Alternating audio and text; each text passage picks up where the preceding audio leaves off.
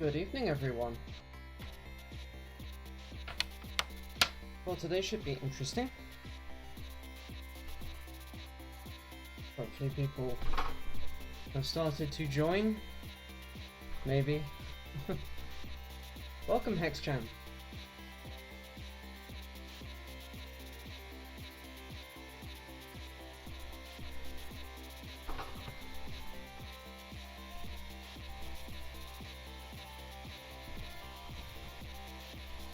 Welcome back to Categories. Welcome. Good to see you.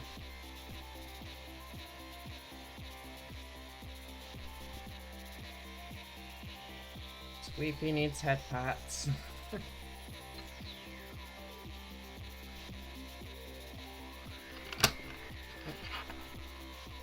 Just sorting some cabling out for the keyboard.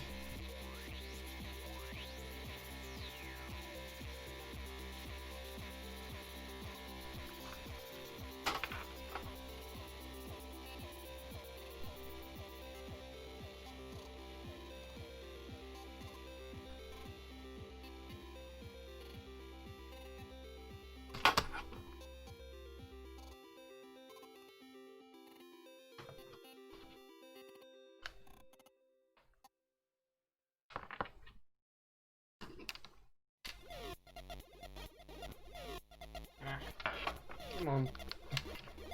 Cables, stop misbehaving, please.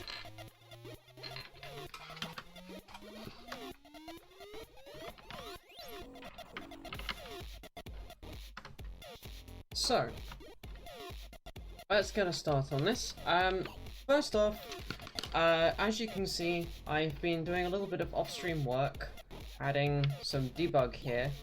I actually had to implement my own stud string view for this, which I'm not going to show because it's kind of horrific and it's not how you're supposed to implement it, but it works for what I'm doing, so good enough. To make this work, I actually also had to modify this code quite a bit, actually, to add another init mode. Welcome, my Aegis. So as you can see here, like, I've added the ability to initialize UART E1, which is our debug UART, and this does some different initialization, shall we say, to the way the SPI ones are initialized, so that we can do 2 megabaud. Now, hopefully 2 megabaud isn't too fast for the dongle we're going to use to... well, thank you for throwing me a follow. Much appreciate that.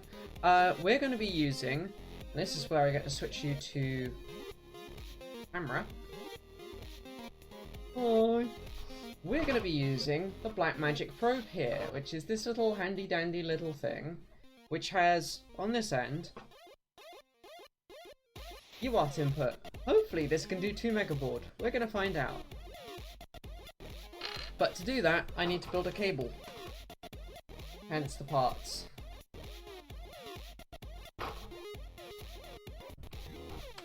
Yeah, how is everyone? That's a good question to ask.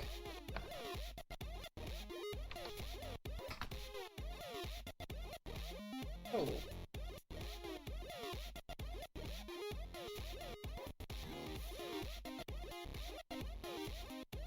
Yeah, it's going some. Transmission at 2 megahertz. It's gonna be fun.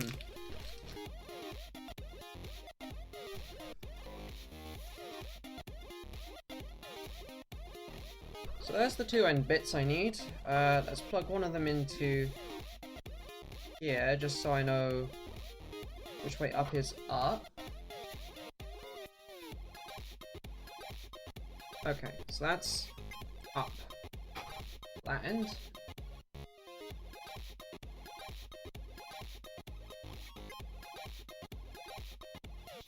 I'll also quickly silence my phone.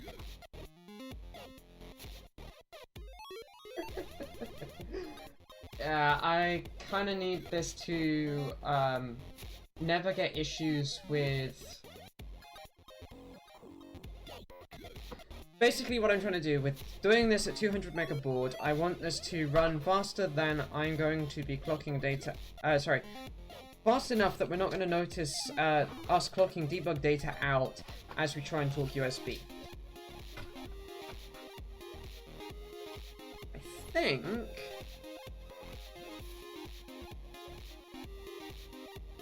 Is that the way around that wants to go? Yeah. Okay, so I now know what way round everything is there. Oh, well, welcome, dear. Welcome, welcome. I'm glad you could make it. So, there are the two parts. We've now got... it's more or less in focus.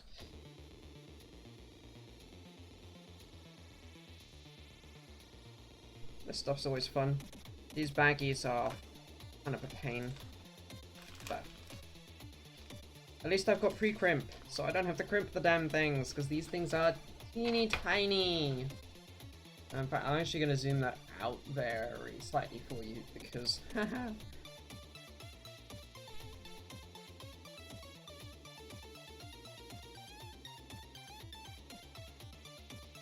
One wire, 2 wire, 3 wire, and 4 wires. Hey!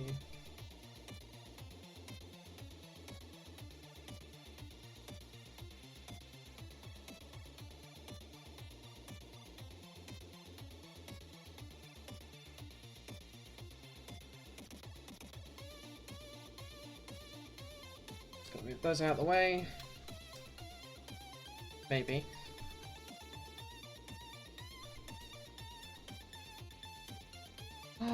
Tweezers, which ones do I want? I probably want the curved ones.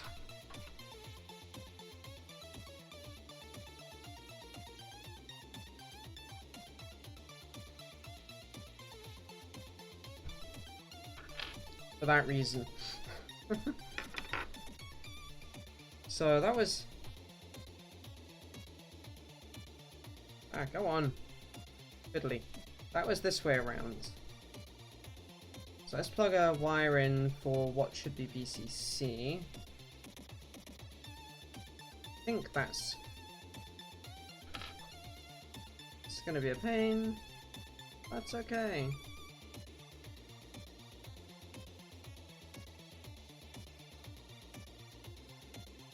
There we go.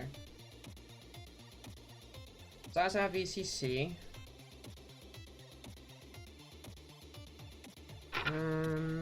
Ba-dum.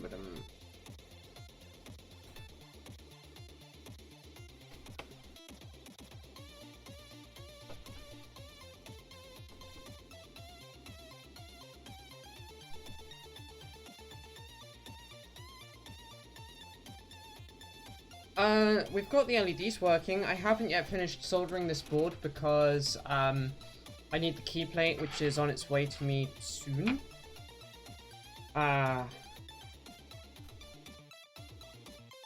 Yeah. Yes, you are. It's all good there.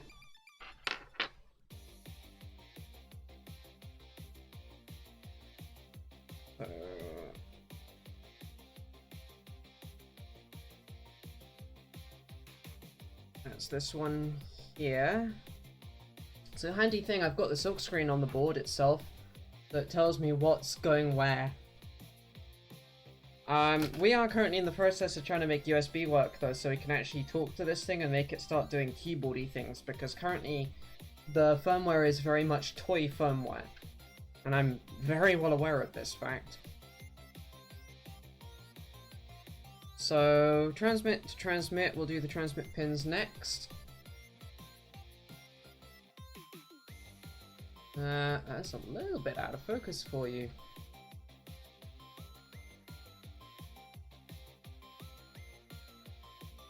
There we go.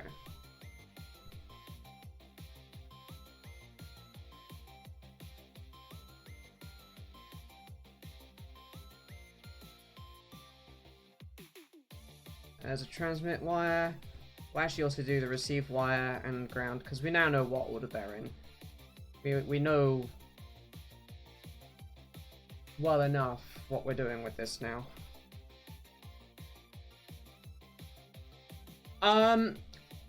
That's a good question. I don't actually know.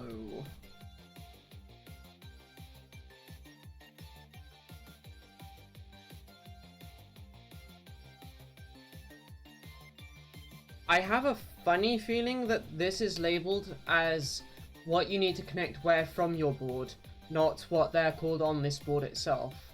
So I think RX to RX is actually probably okay. I'm just hoping that I do have more connectors. I've got an entire baggie of them. We've got plenty of these things. I'm hoping that Eston will pop in and be able to tell me if I'm using this wrong. But that's going to be a lovely debug harness when we get all the wiring done.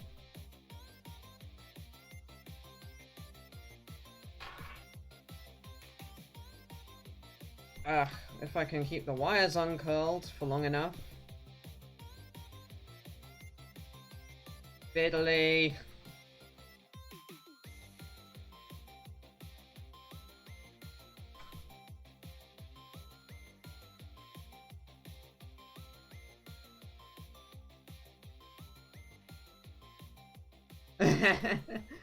Yeah, I should have.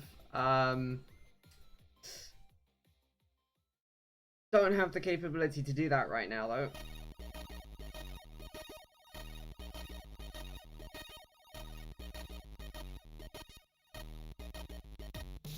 There's one.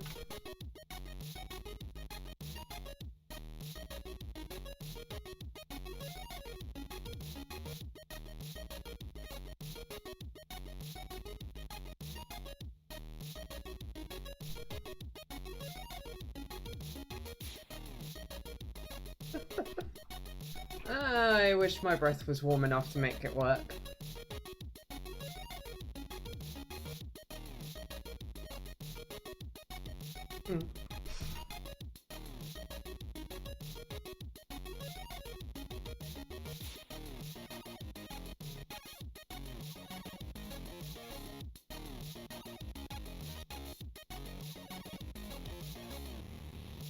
Okay.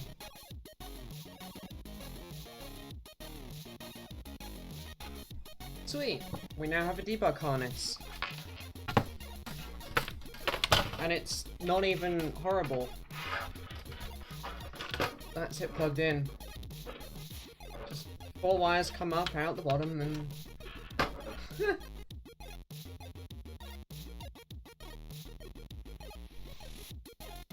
So...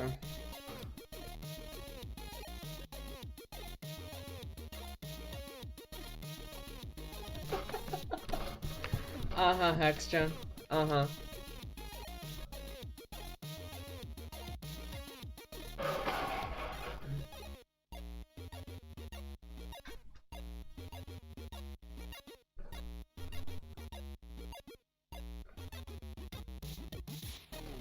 Hi.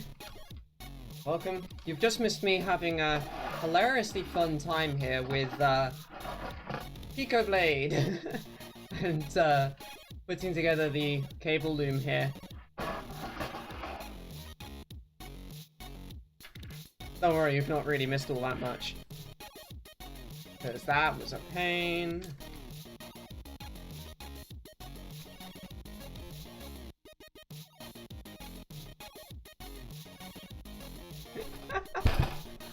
Indeed, Aki, indeed. That is hilarious and cute. Just like you.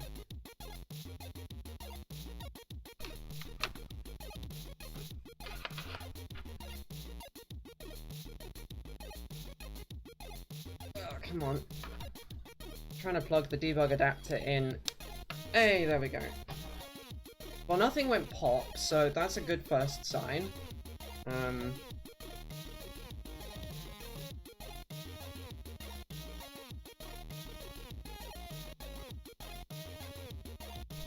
Okay.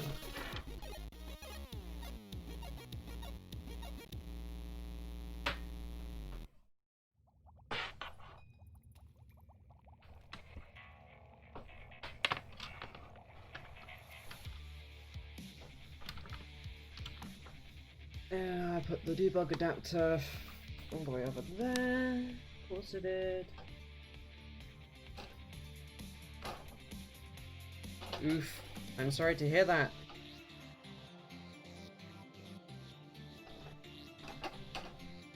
Well, that's 2 of 3 connections made. And here's the last one, which also brings with it power.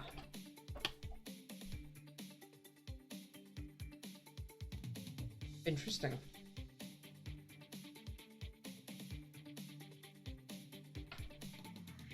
I don't know, it is doing cool. That's a good sign.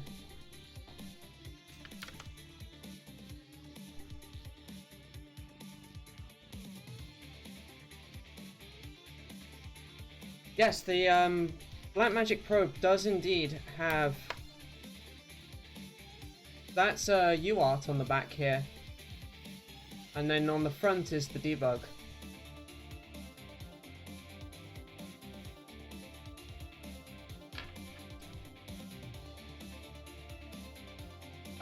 The fancy looking AVR box is indeed a very fancy box. This is an AVR ISP Mark, sorry, a JTAG ICE Mark III. It puts out a dev node so we can open the...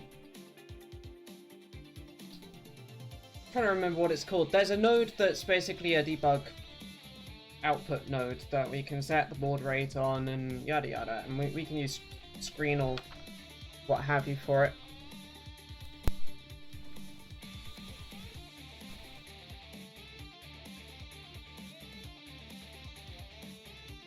Don't worry, I'm not going to be using Minicom, I hate it too. And yes, the USB cable probably does look a bit chonky, because it's a Type-C cable. I'm just going to move this all along slightly, because it's a little bit in my way right now. There we go. Now, if I turn our attention to... VS Code, and put some tools away.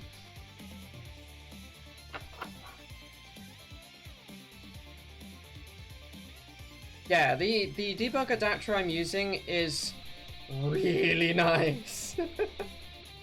Unfortunately, I can't get the open source tools to talk with this yet, so this box is kind of a bit of an enigma when it comes to setting breakpoints, that kind of thing.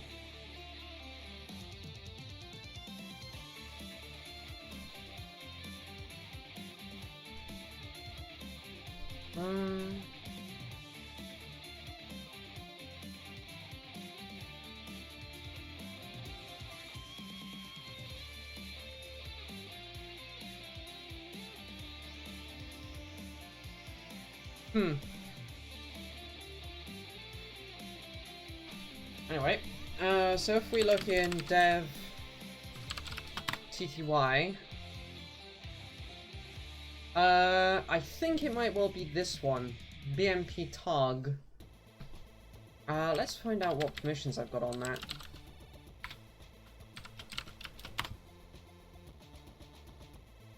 Okay, it's open. I can just use it.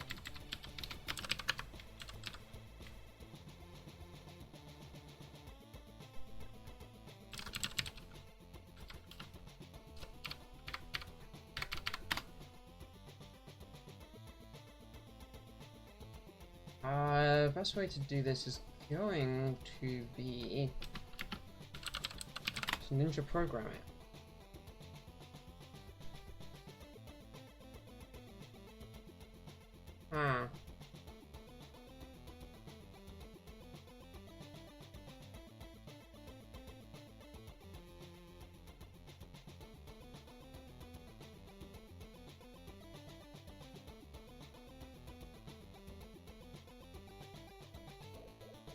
And yeah, Luca, you're correct when saying this works great when you've got Atmel Studio installed, which is no good for me because I don't run Windows, and this only works well.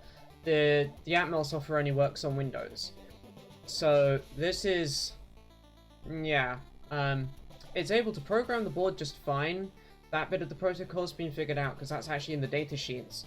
I've been working on reversing what the protocol it's talking down this wire is, so I can use Blackmagic Probe for it, or I can actually get this box to be talked to by OpenOCD, which was all previously a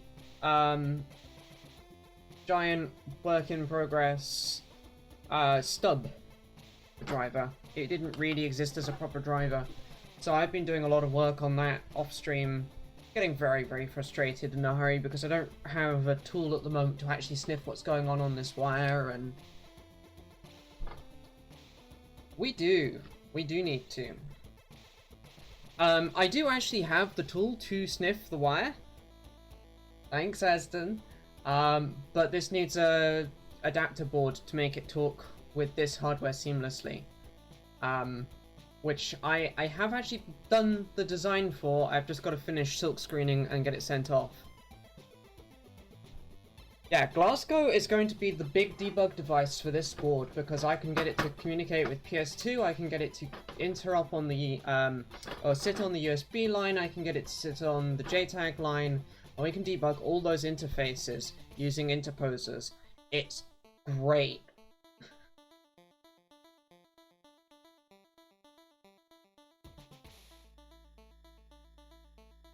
Glasgow is going to make this much more of a cakewalk than it would otherwise be.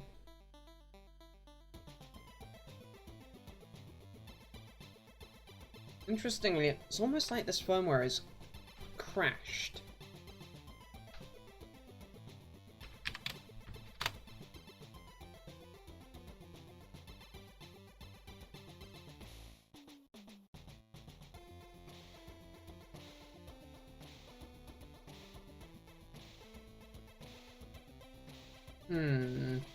Because I should be doing colors right now.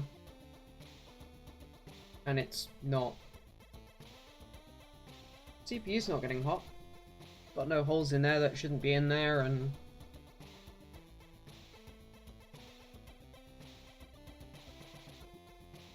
yeah, that's the kind of idea, my Aegis. The hardware is something that sits in the middle between the target and the box that's doing magic things that we want to know and understand what the hell it's doing and how.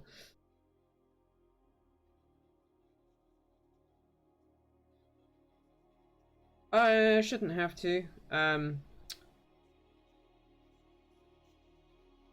You mean respin board?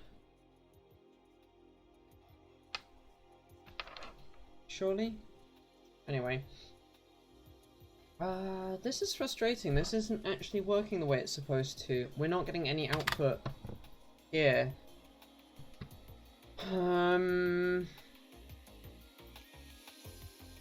Let's do another wire harness that has the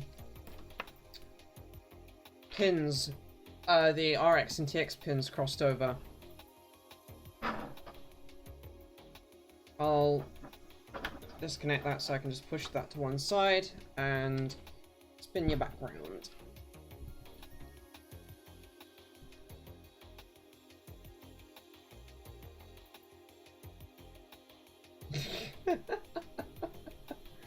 I like it, I like it.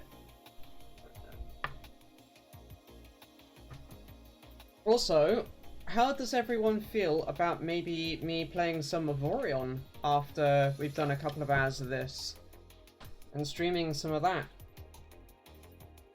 Most of you are probably going to be like, what's this game? But I figured I'd ask.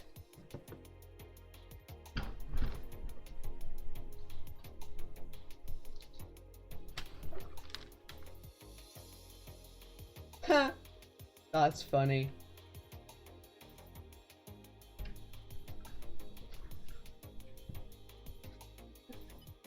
Fair.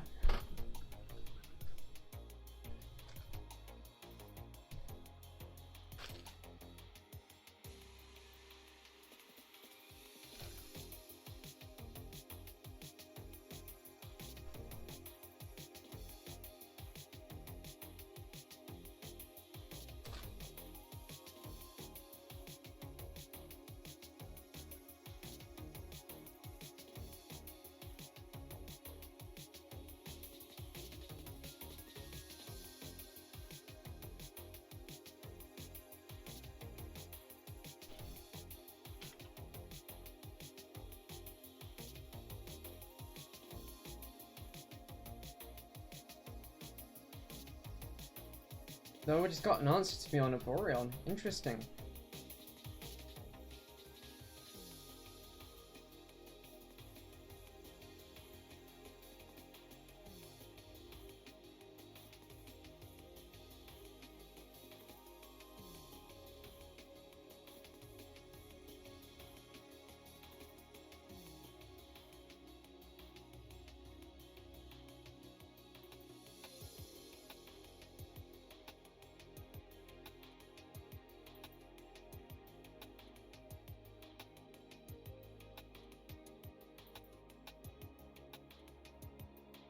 Wrong way up.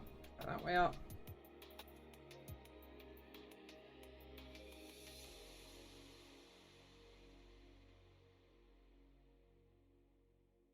I think I did this as a... Yeah, that's the one. Think of it as even Minecraft having a collision with each other.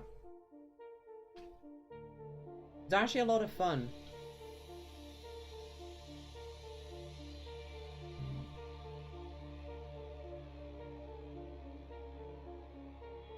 Yeah, okay. Outer to outer. Space!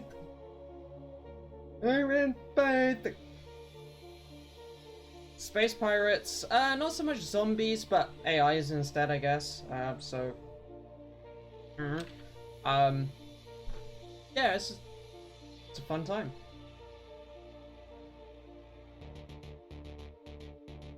I haven't been playing for terribly long.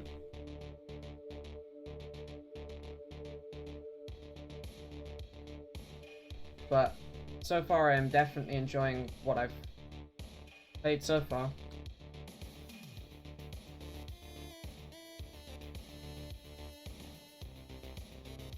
Right, so this is transmit or receive. It doesn't really matter because we're going to cross it over to the other side of this receptacle.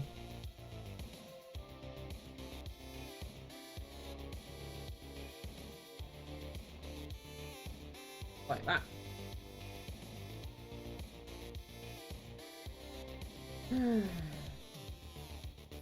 Oh, would help if I'd put you on the big screen so that you can really see what I'm doing. Yes, you and I have been quite the entertainment. Wrecked my sleep cycle though. Oops.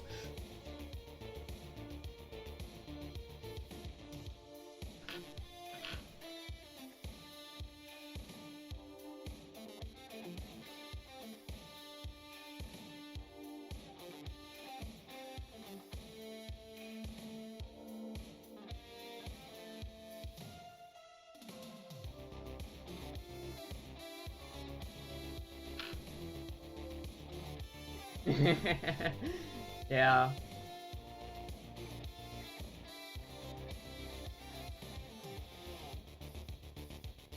I caught myself a copy because I thought it looked interesting from when Luca was posting about it on Freddy a couple of months ago. I added it to my wish list and I caught it on the Steam sale that happened. I'm just like, yep, that's for me.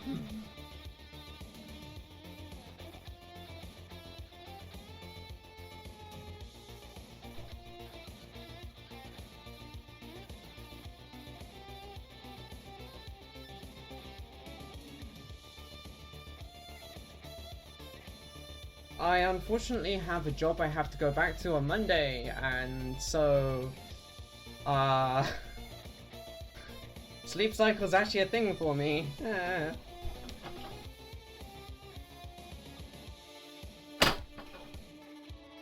mean, yay job, but at the same time, having to wake up early and do stuff I don't really enjoy for company I'd rather not be employed by right now. But I can't complain, at least it means I've got money to work with and stuff.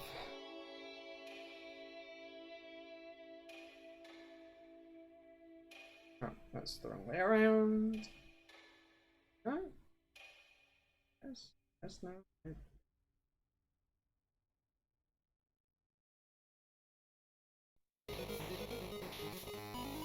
Okay, there we go.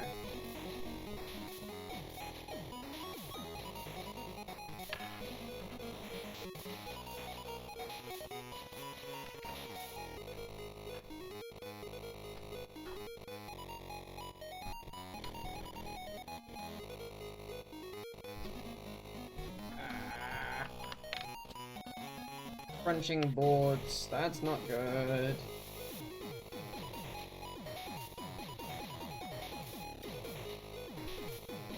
Yeah. Better than not having money, this is very true.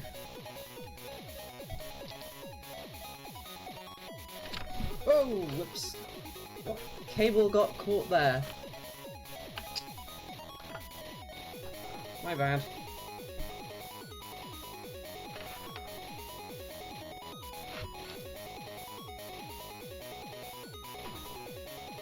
Mm-hmm. Indeed, thus explaining why you have a particularly long list. Yes.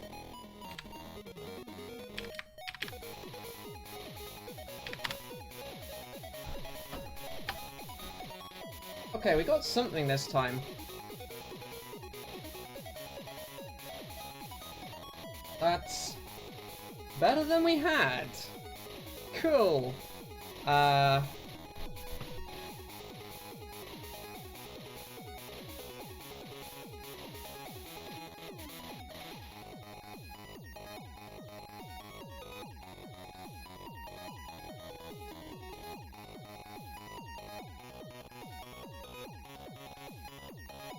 Yeah, that's a thing.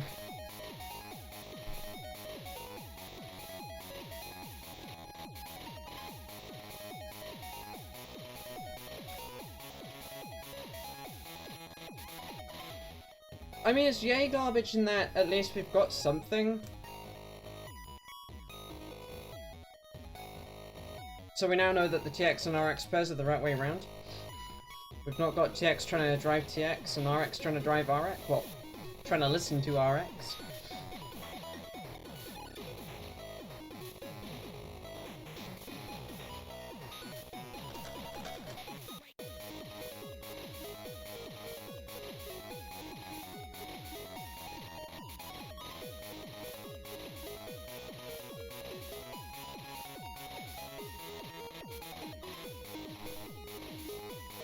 Oh, missed the box, darn it.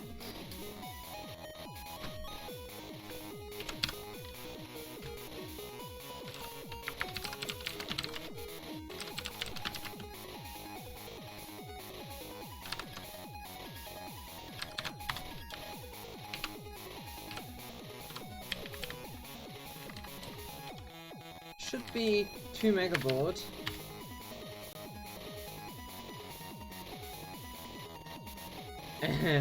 Whoops.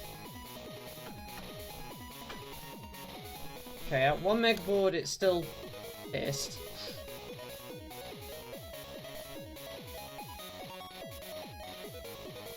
So let's try changing the board rates a little bit.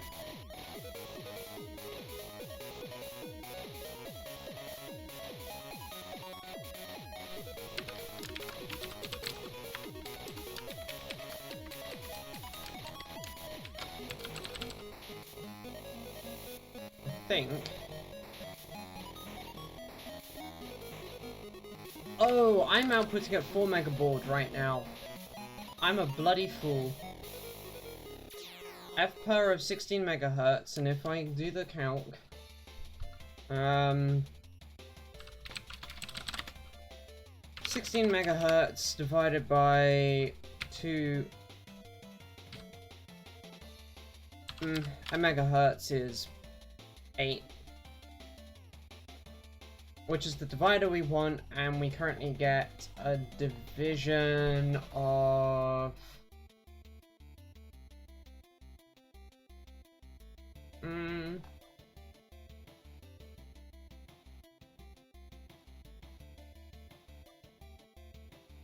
It is in here somewhere. There we go.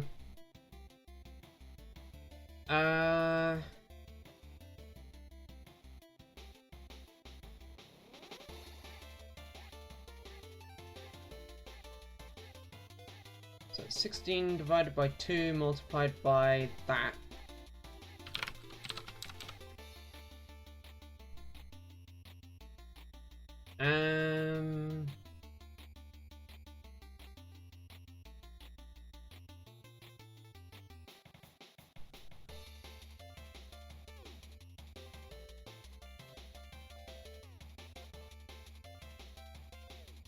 Rink is a units aware calculator, and it's really awesome. If you don't use Rink yet, you really should. Unit converter calculator, it can do hormones, it can do electronics units, it can do scientific units, it can do base conversions, it can't yet do DBM. This is true. But it's open source, so we can fix that. And I'd actually bet the person who wrote this would actually really appreciate being given the conversions needed, and... yeah, Rink will even do molar mass. I don't know if it can do dBi. I think that might be just in the it can't do decibels problem.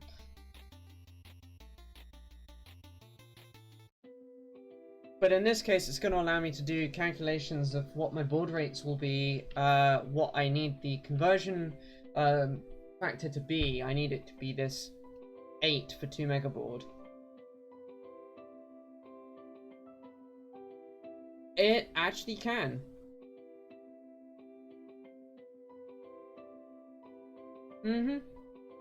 This tool is just made of awesome.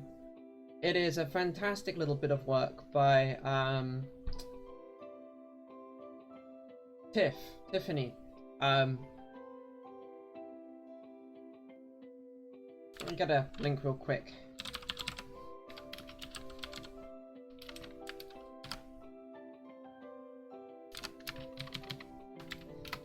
That is the link. It is in the Arch repos. If you run Arch, you can just install Rink. That is the package name. Otherwise, you might be able to get a hold of it via like a PPA if you're on Ubuntu or Debian and their derivatives. But absolutely worth getting it and building it and installing it if you don't have a package available from your package manager.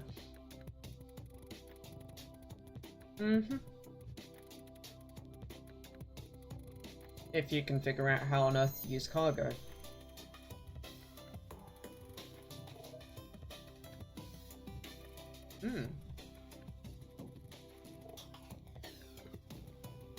So, normal mode, that would be divided by 16, so we do need the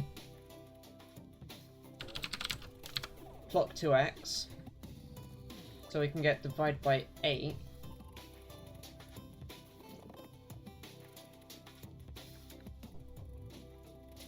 Yeah, that's a very fair observation. So fpower is this 16 megahertz. Hey, welcome Eston! I have been having hilarious fun with debug connectors, and we're currently trying to figure out a baud rate issue.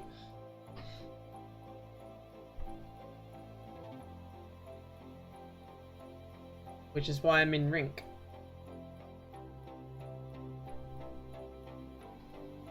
So we have 2 to the B scale, which I've set to 0, I think. Be this one right here. Oh, all the fun. See, this is what gets me. What is the difference between B scale less than or equal to or less than 0 versus greater than or equal to 0? What is...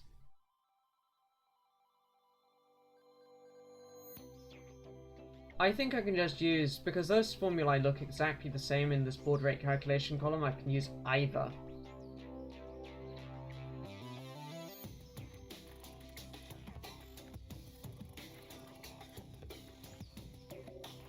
So...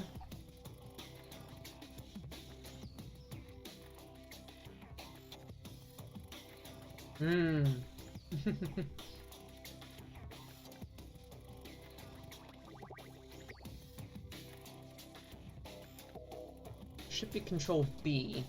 No. Baud Control A. My bad. Yeah, so B cell, B scale bits, there are 4 of them. And I've set them all to 0. Ah, I see, you can set it negative. Got it, got it.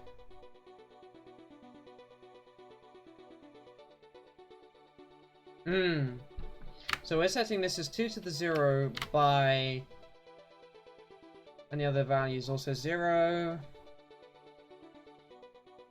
Yeah, this is setting clock dividers up. This is always entertainment. Because it's not just a count. It's not just a counter doing things. This is also a...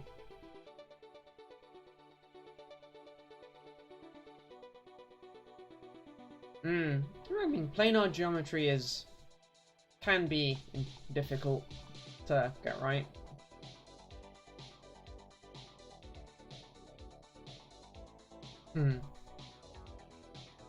So multiply that by 8 multiplied by 0 plus 1. There.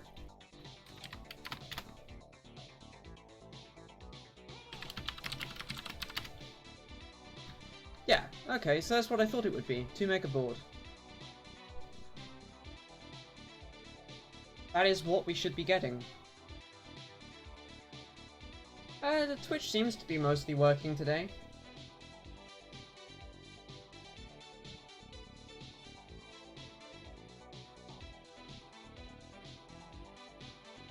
Twitch is twitchy. I like it.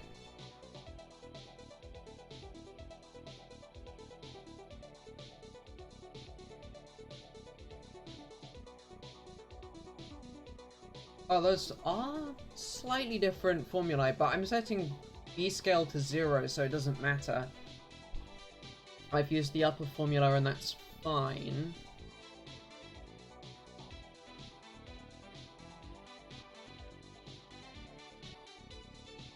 And this is a rearrangement on this side to get B cell. But I'm keeping it to 0 so that we get the 1 megahertz frequency. Sorry, 2 megahertz.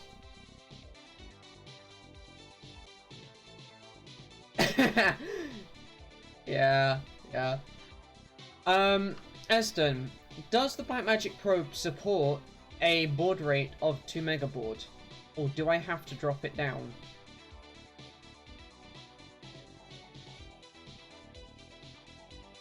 Because at 2 megabaud I'm getting that.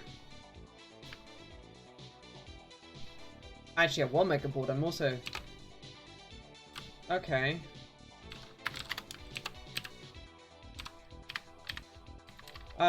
What's the highest baud rate it can do?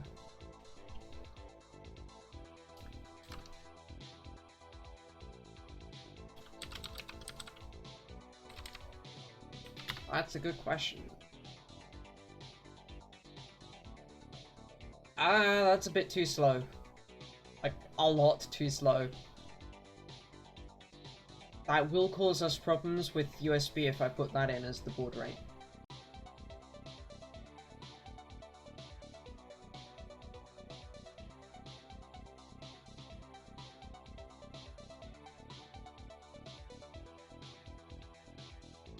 Hey, Steffi, welcome, welcome.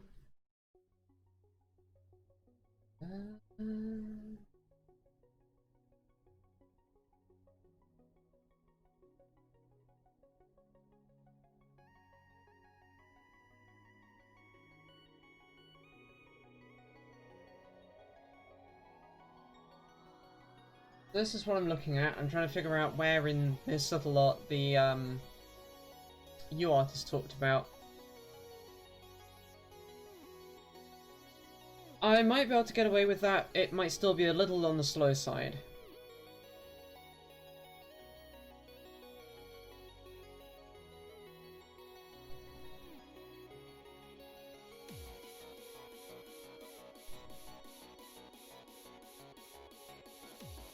Yeah, I know that bit.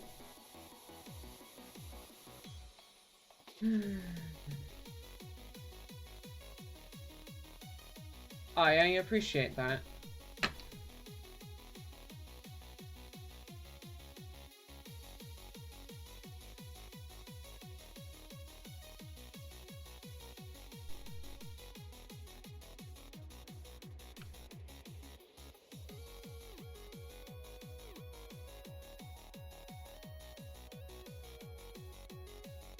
Okay.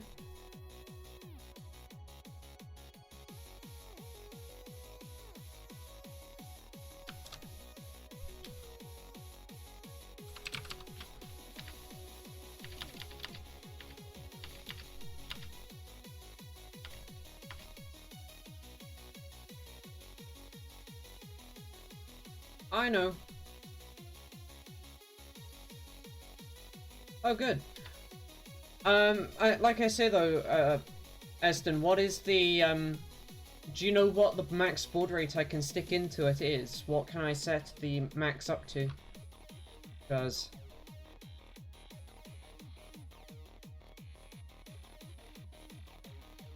yeah.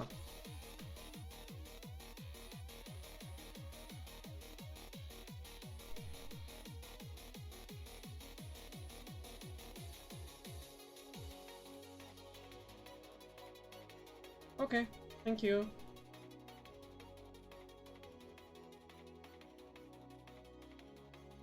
One megabaud. Okay, so if I turn off the 2x multiply that we've got going on, that'll drop us down to 1 megabaud, and we'll see if that gets us anywhere.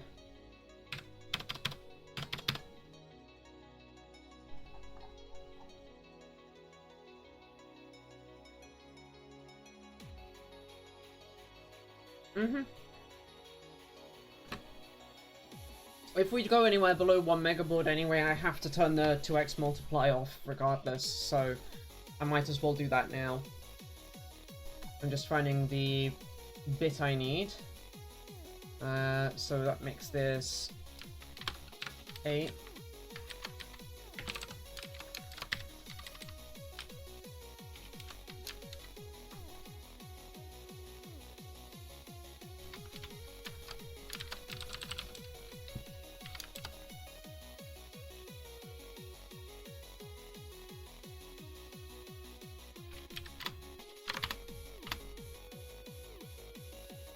Yeah, it's still getting garbage.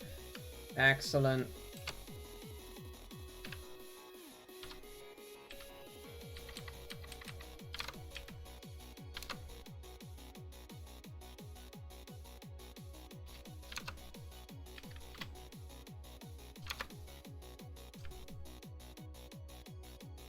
Yep.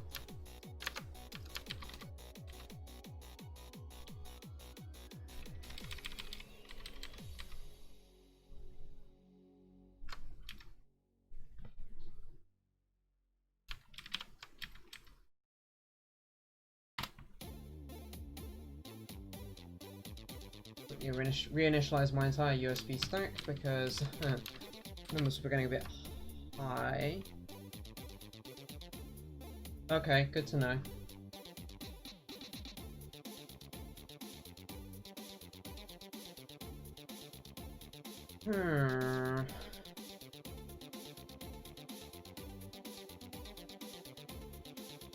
Honestly, I'm surprised this is the part that I'm getting stuck on. Hey, the LEDs are actually doing stuff now. That's good.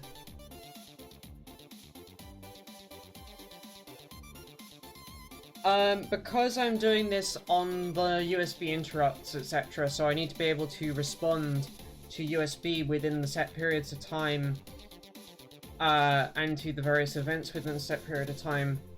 while being able to actually put out a reasonable amount of debug info so we can actually trace where on earth we are. I don't have the capability to buffer it in this case. The UART peripheral has to be manually driven. I have to spend the time actually putting things out 1 byte at a time. I can't not. Hence, this horribleness down here.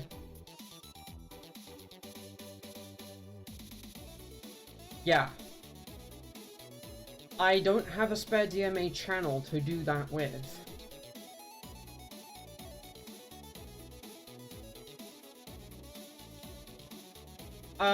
No, because I can't afford to enable the UART interrupt.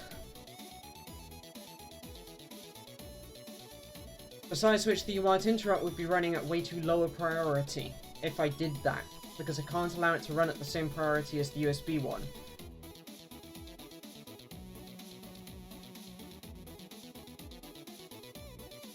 Trust me, this is easier. Set the baud rate really high, and just ignore the whole problem is easier in this case.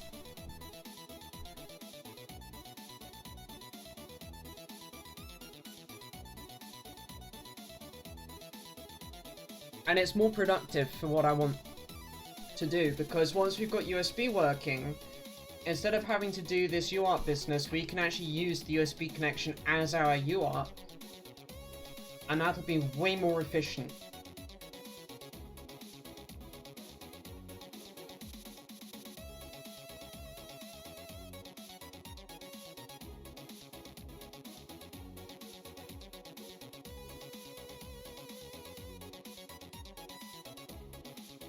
Yes, I know what I'm doing is effectively a brute force and ignorance method. Shh, it's fine.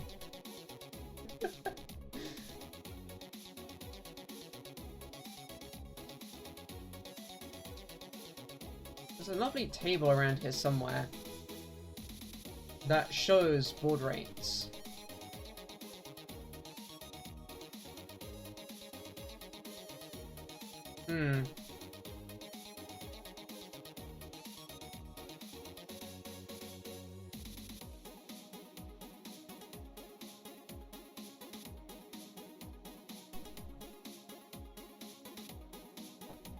Okay, so divide everything in this column by 2 to get what I'm actually getting.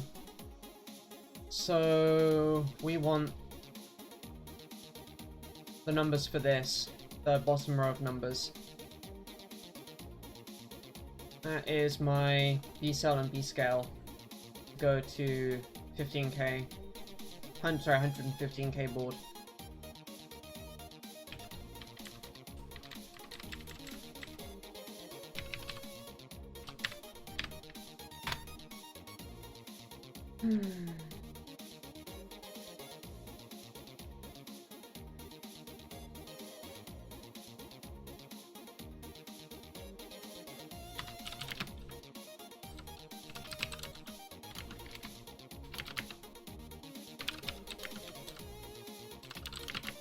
I think that's right. No, I got those two the wrong way around. Bollocks.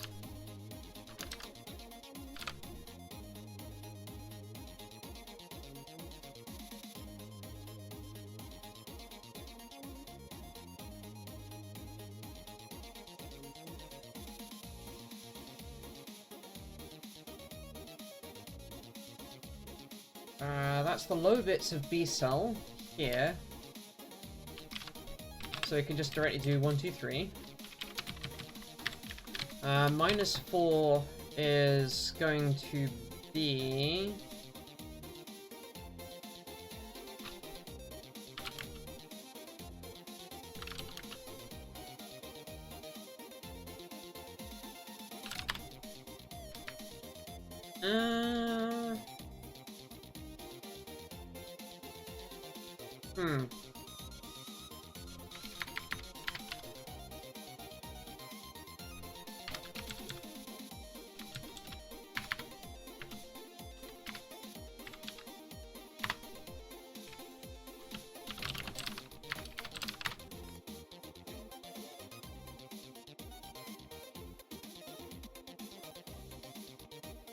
Alright. Let's just double check that with another calculator real quick.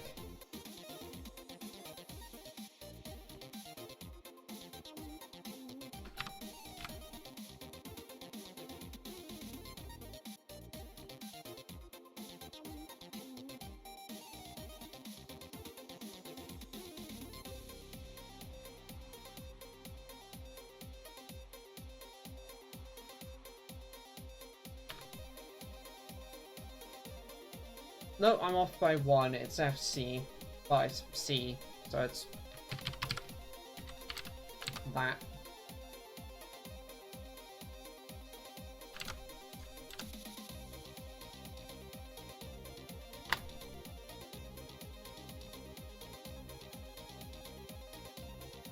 Yeah, we still get garbage.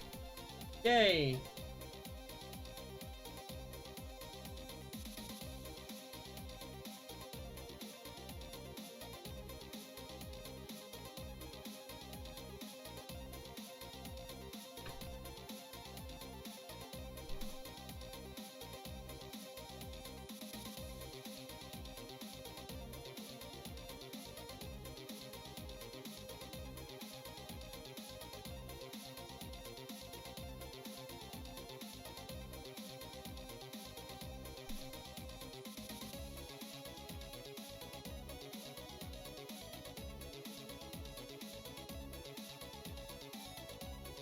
Oh, this is coming to a point where I might actually go and just dig out my scope and see what the hell's happening on my scope.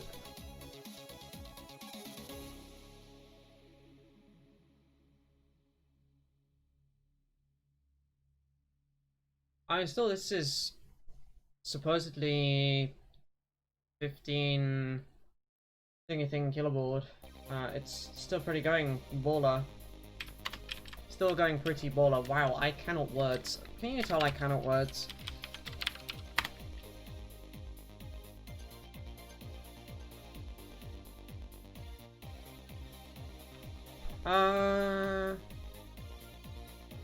Putting those numbers into the formula actually says we're getting a higher board rate. Whoopsie. Let's go for the 131 minus 3 numbers. It's pretty close, maybe.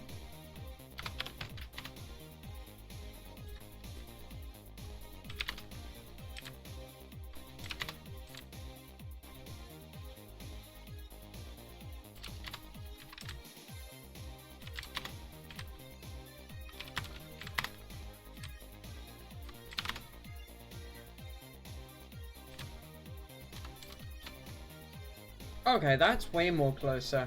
I don't like their numbers. That's not a minus 0.1 out. That's quite a bit out, actually.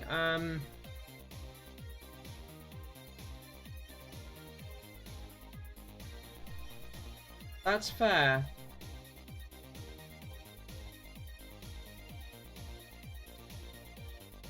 I'm just gonna double check which formula I should be using. Ah, I forgot to change an 8 to a 16. That will not have been helping.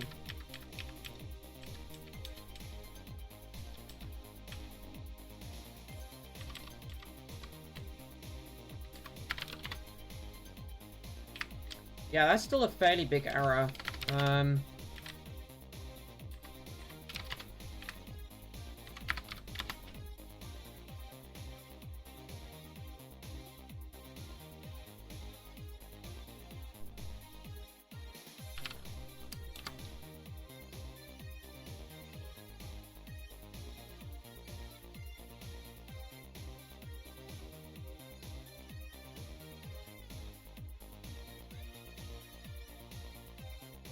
Okay. I don't know, Steffi. All I can tell you is that they're quite far off of correct, so, let's make it better.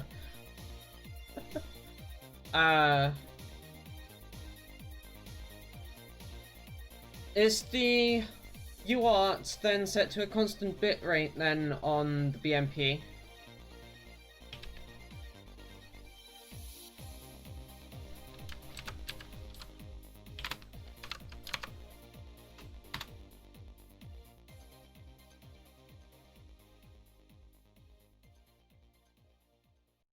Now we're not getting output. Interesting.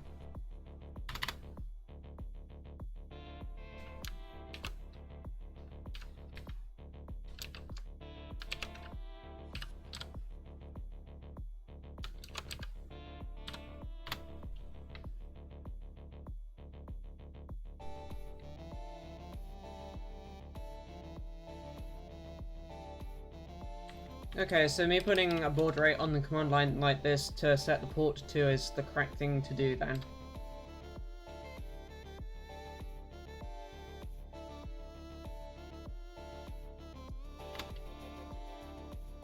Okay.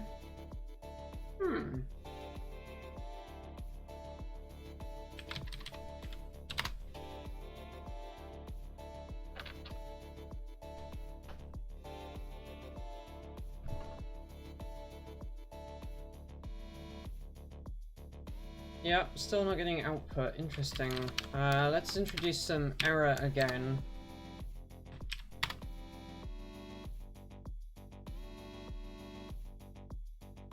Now we get something. Interesting. Yeah.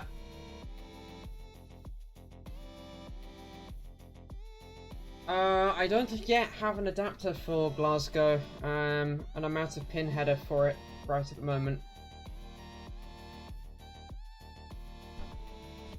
Otherwise, I'd use its auto boarding. Right wire.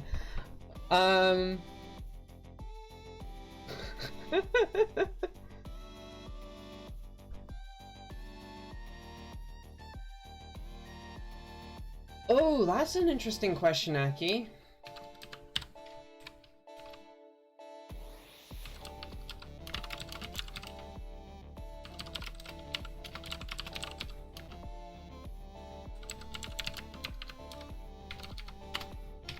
I'm still gonna do that anyway and just see what difference that makes. Okay, that actually had an impact.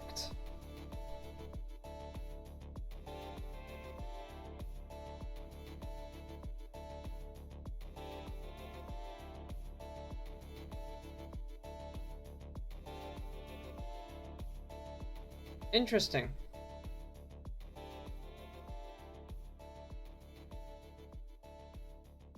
STTY can, but you actually have to ask it to.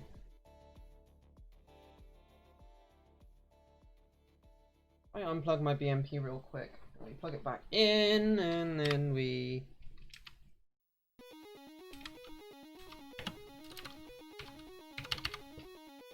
rerun that.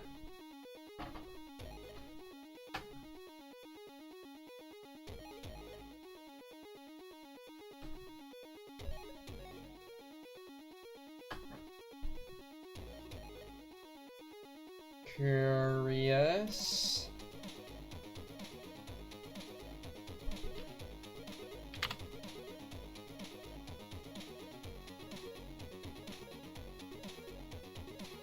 I mean, I may switch to PicoCom. This was just a quick way to be able to, because I'm somewhat no screen.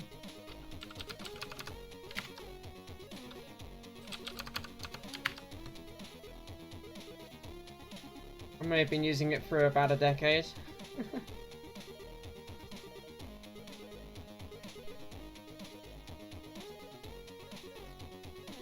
Also, it was working better, Steffi, with having done the STTY command, because the baud rate was actually behaving as if it were set more or less correctly.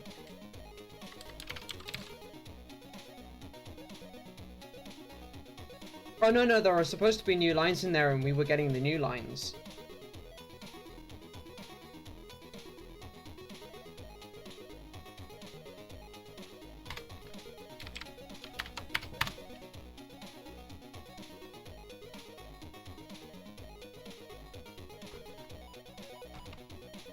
What's the wrong one?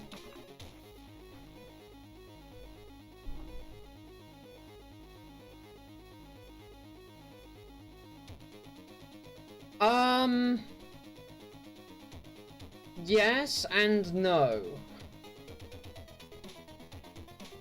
it actually probably means we're very close to the correct baud rate. I will go and grab my scope, and we're just gonna scope this, because this is getting silly.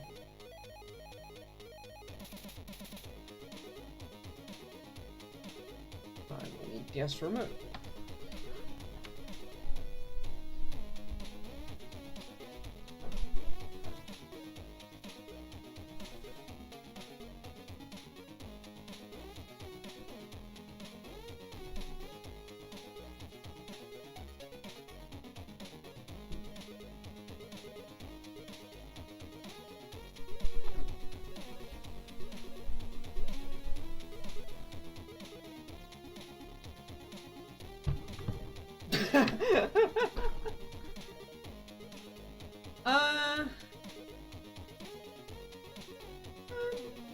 My baud rate should be about right, actually, but yeah, if it's not, like, perfectly correct, then,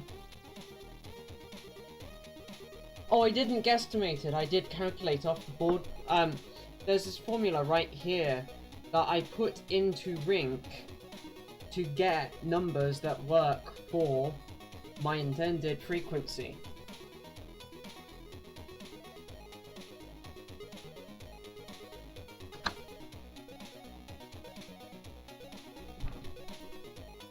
No, that right there, that -4 is B scale, and then this is B cell +1, which per the formula calculates the baud rate. That's telling me how the internal hardware works with regards to the baud rate.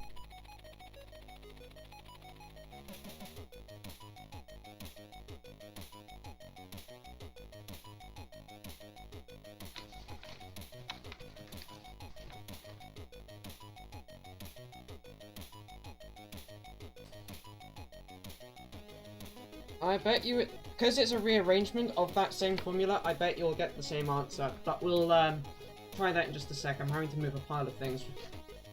Make room for my scope.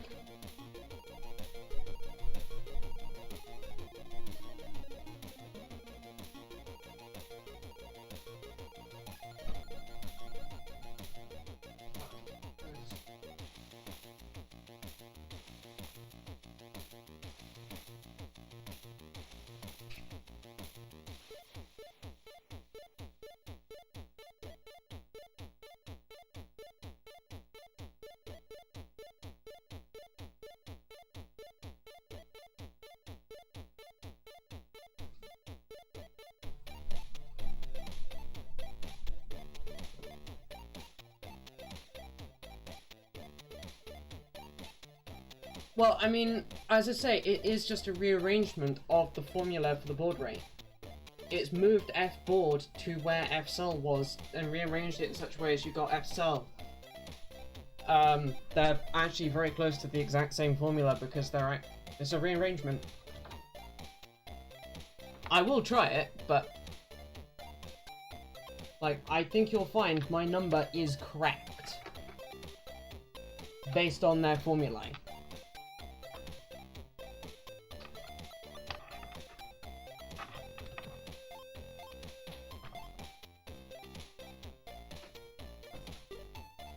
Well, no, my point is that it doesn't matter what way round the numbers go in.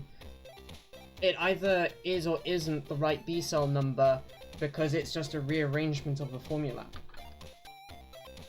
It's like taking a voltage and a current and trying to work out a resistance from it versus I want to know a resistance... Oh, sorry, I want to know a voltage that will occur having the current through a resistance. That's what I'm saying.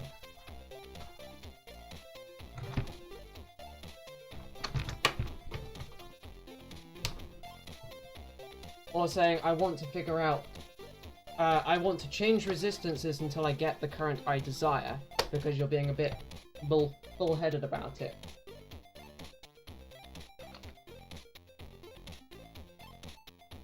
Which is kind of sort of how I did it.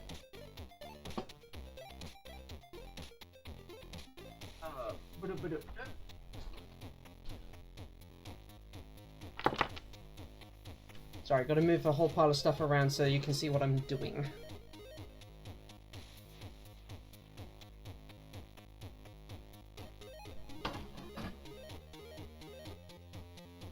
I am going to rerun those numbers, Steffi, but I don't expect to get a different answer.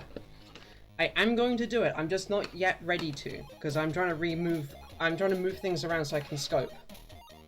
Because I want to see what's happening on the board.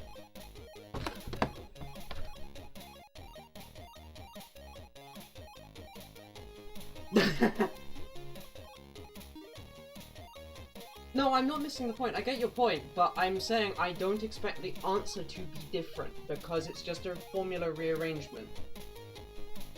If it was a fundamentally different formula I couldn't see how they got to it from, then yes, certainly.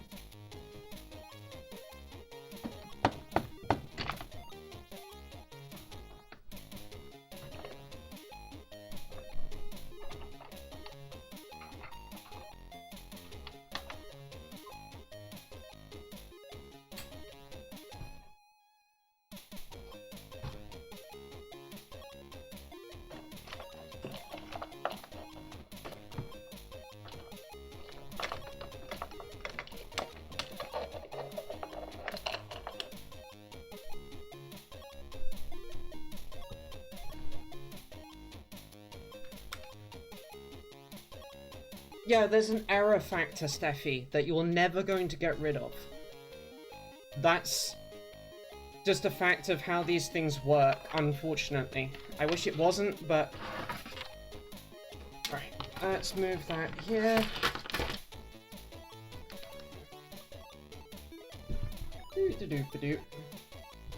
I have never ever had a UART peripheral that didn't end up with this blasted board error thing. Unless it was an FPGA, where you're setting the frequencies yourself and you can get an exact number.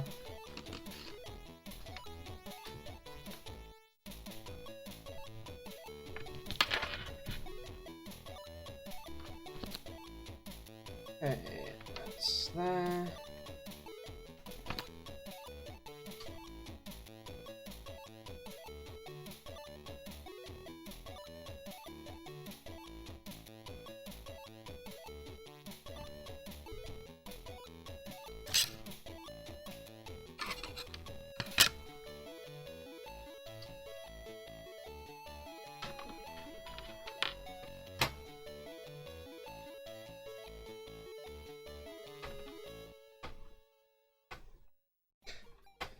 Yeah, pointing case, Ablet. Pointing case.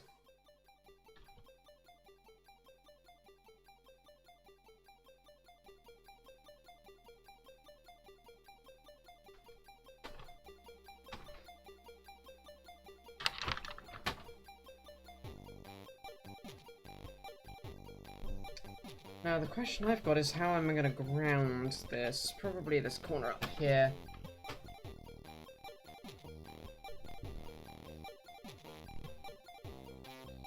There we go. Now you can actually see what the hell I'm doing.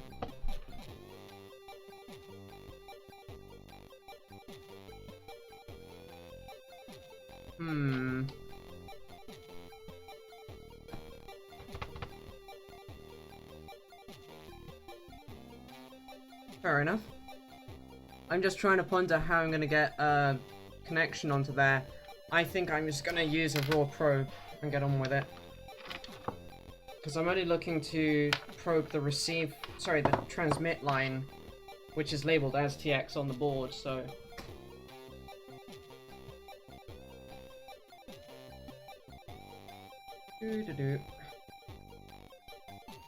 While that's doing its thing, let's rerun the formula just so that I prove a point.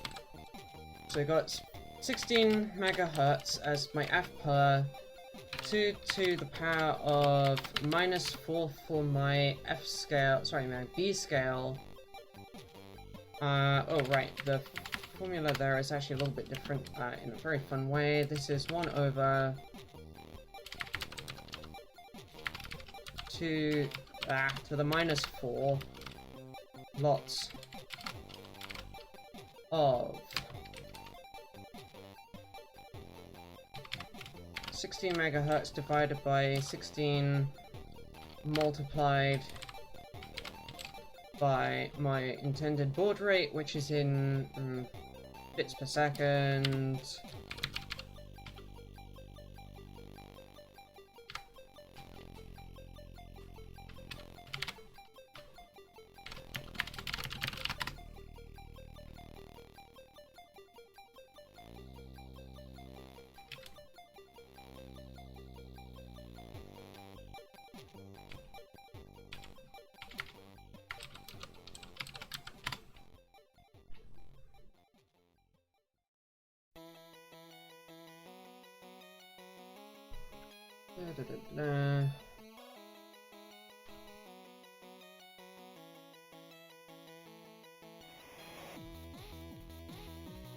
Scale greater than or equal to 0, v scale less than 0.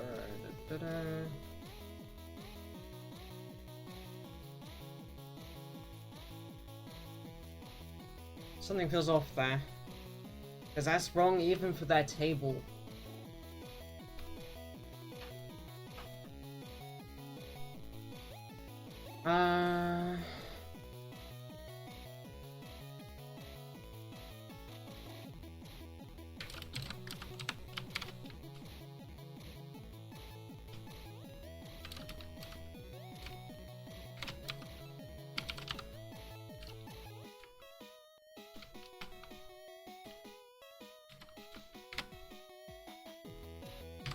Here's the power of 4 multiplied by... That'll be the 1, 2, 3 that they had. Too few brackets apparently. Ah, yeah. So, it thinks it's about right, but...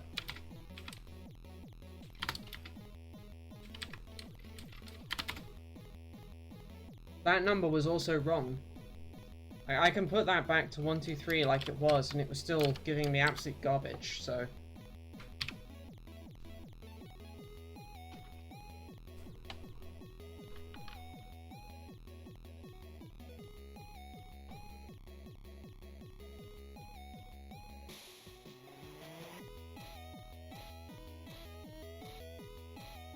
yeah.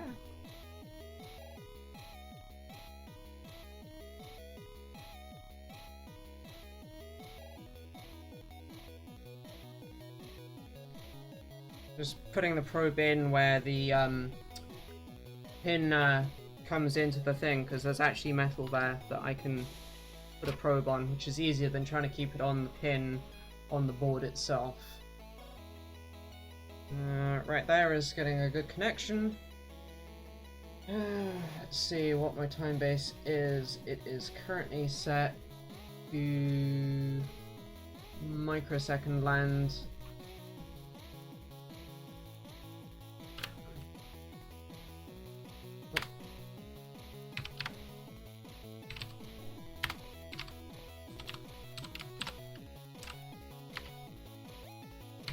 Doesn't work with my scope yet.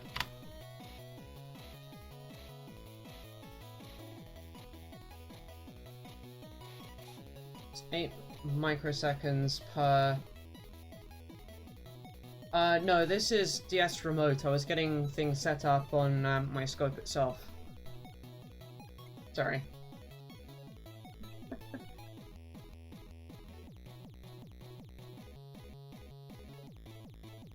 So the time base I've got it set to right now, we should see...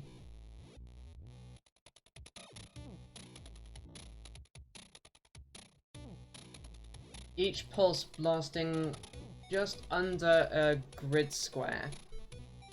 I'm actually going to turn the time base down one more notch.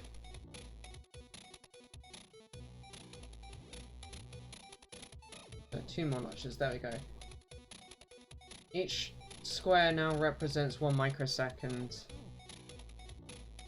Oh no, that's the wrong way.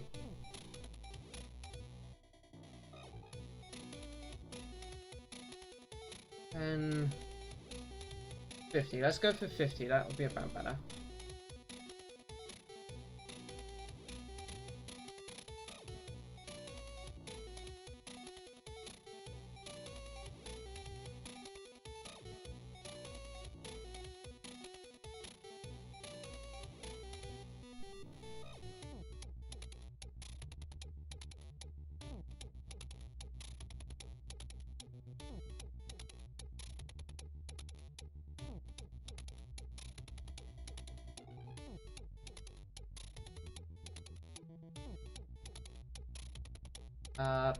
Something's just gone and changed the setting, and it's not the one I wanted to change, darn it.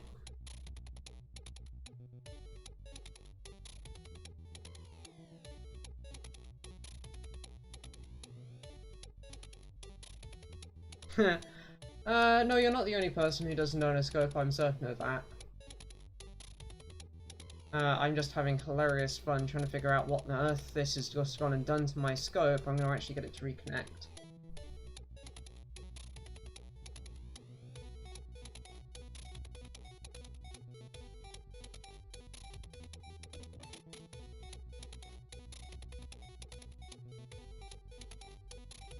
Problem, that's DC coupling.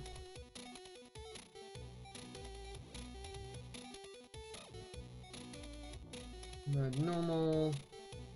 We want falling edge.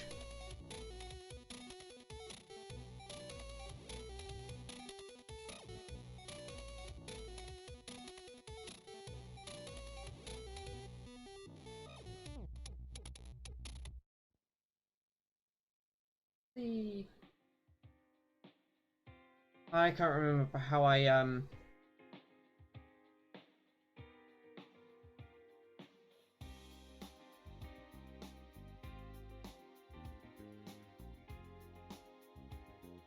This is a fair point, Destin. If you have a sound card, you have a scope.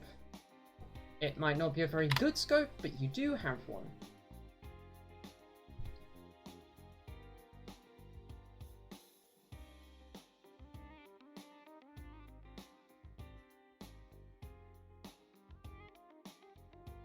I'm just gonna have this darn thing put A's out in a loop here.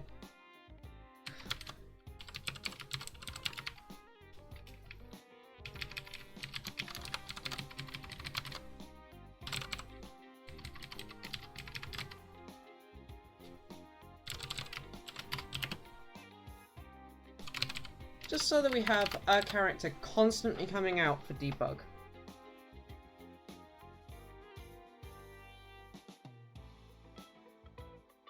Oh, it also helps if I plug in the box that allows me to reprogram the darn thing.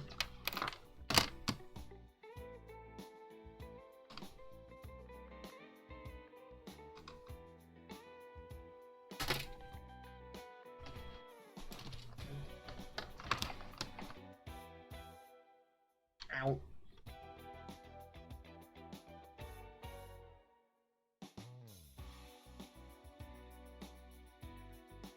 Probe is sharp. Who knew? Ah.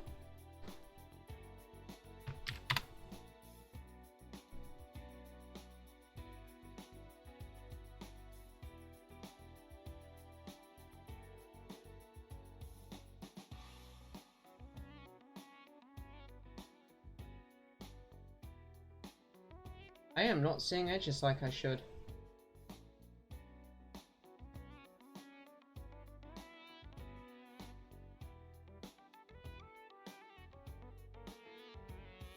Although, what is my trigger point set to at the moment? It's not the one I wanted to control. That is. There we go.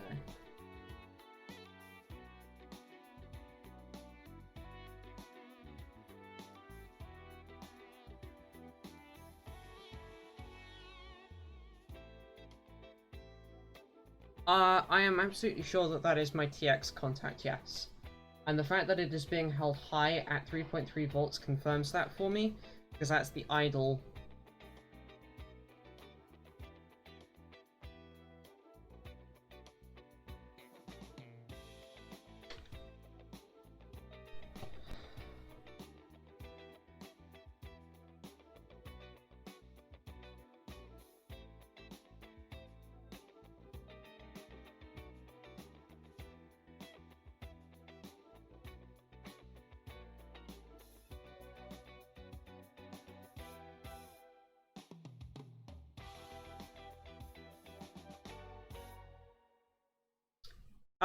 It might well be, but it shouldn't be, because, I can always do...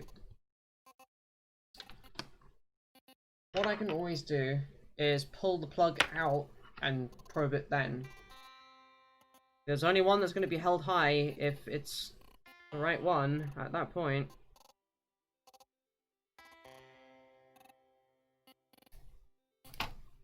There we go.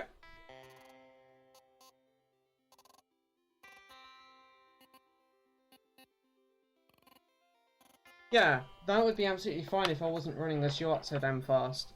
Because I am running it really fast. Hey now. But no, I am actually pretty sure that that is actually the TX line, because I did silk screen it as the TX line. I'm just saying. I know, but like, I'm pretty sure this isn't the problem.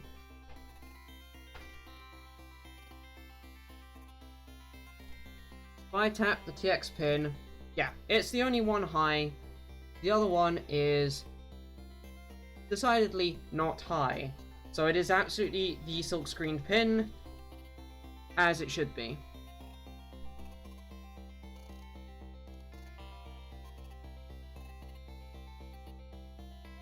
Oh.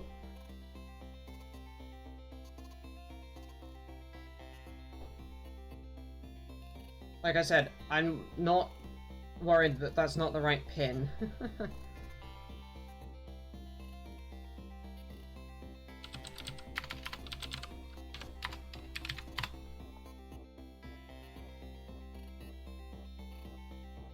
Okay, we're getting something now, but not at the speed I was expecting.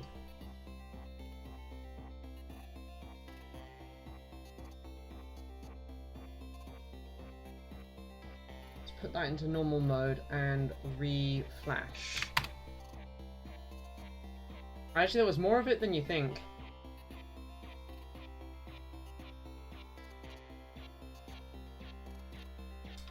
Darn it, I had a wonderful scope capture right there, and then I had to pull the fucking thing off of the... Yes, it is.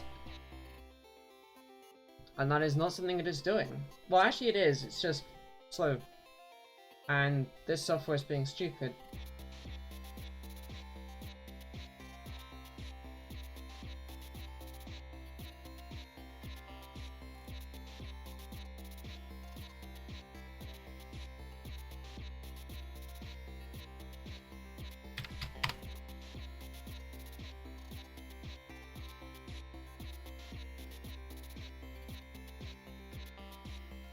Yeah, for some reason this isn't showing the trace that it should be showing.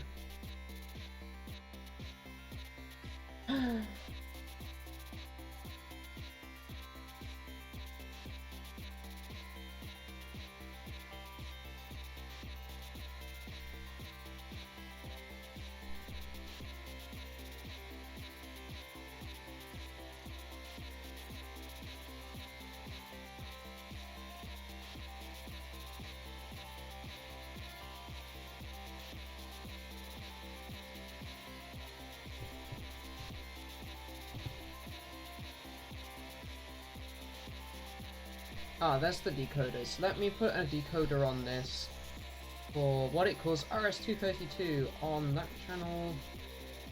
Baud rate is way higher than that.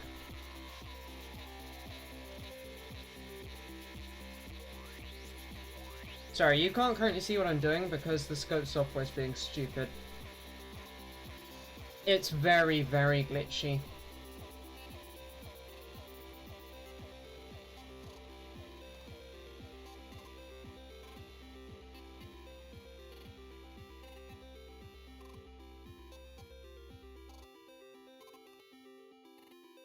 Yeah, this one doesn't have a VNC server on it, so...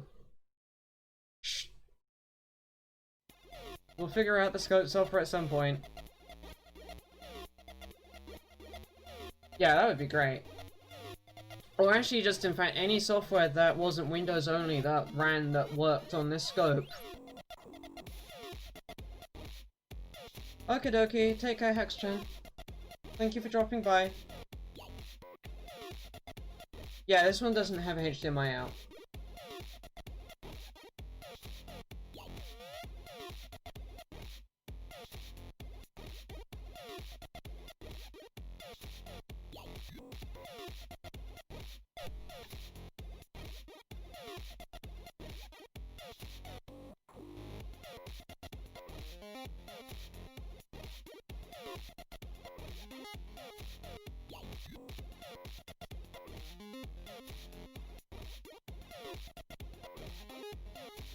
Ew, no, Steffi, no. I do not want one of those.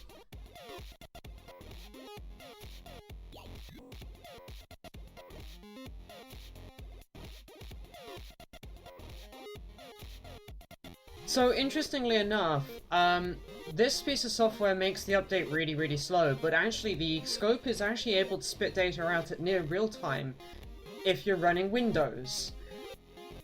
I need to reverse engineer the Windows software. Because it actually works really well with the scope, and it's actually really good.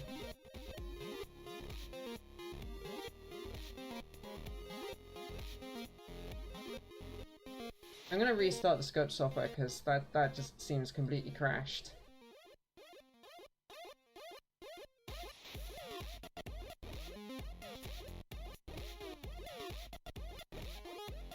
There we go, now you're getting to see what I can see, mostly.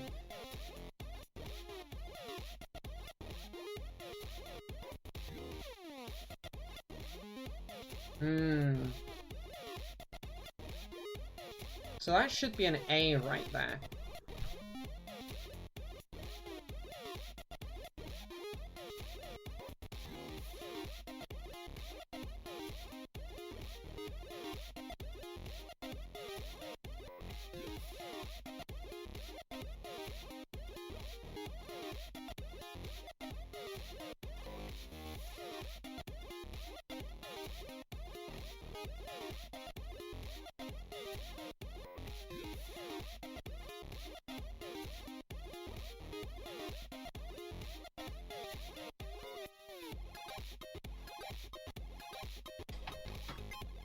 So, I'm just gonna quickly move stuff about so I can actually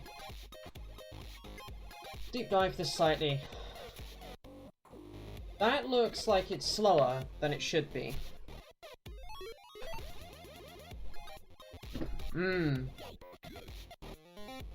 So if we enable a cursor,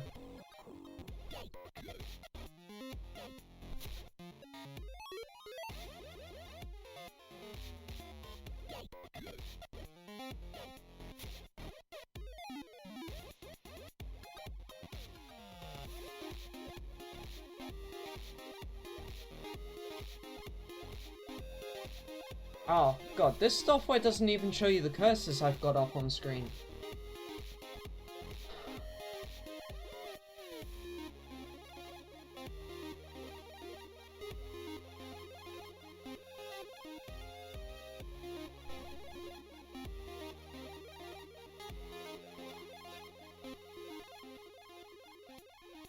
Yeah, I would agree with you there, Eston, although that does mean having to take the scope apart, which I'm a little iffy on taking my own scope apart right now, but yeah, you got a point. So, whatever numbers that thing gave us are garbage, because the transition times here, again, I'm gonna have to do this, because, just garbage. Show me what's on my screen. There we go. So it thinks the decode is that. That's set for a decoding of 115 115.2K So my scope is decoding as if it were like my Blackmagic probe, which I'm going to presently just disconnect so I get that out of here for a moment. Toasty.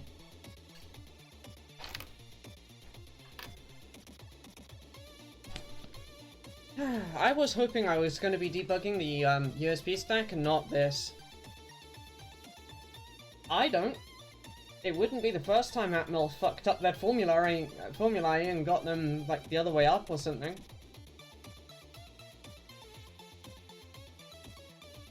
Atmel are known for making these mistakes.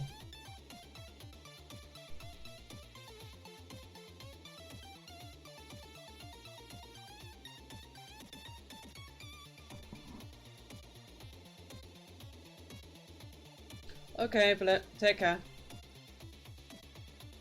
Sorry, not a Blip. Eston.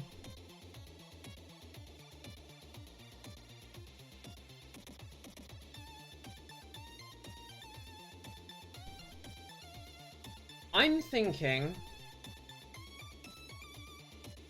I'm gonna re-enable CLX 2x so that we're on this bottom set of formulae, which are a little saner, because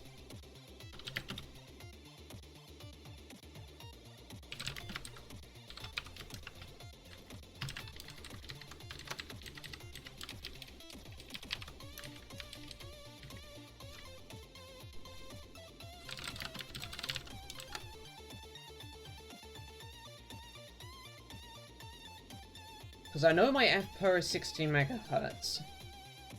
I can verify that.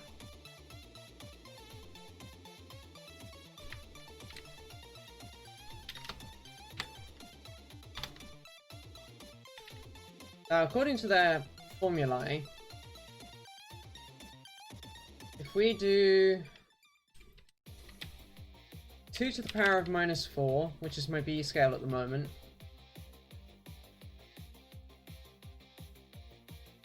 multiplied by the cell, add 1, or multiplied by 8, I should be getting 2300 keyboard. However, I bet that's not what's happening.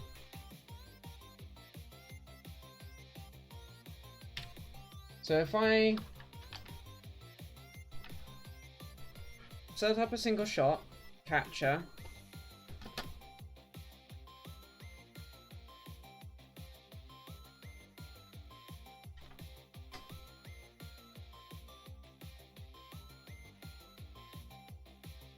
don't worry, that was just me putting the scope probe on the pin. And we reprogram the board.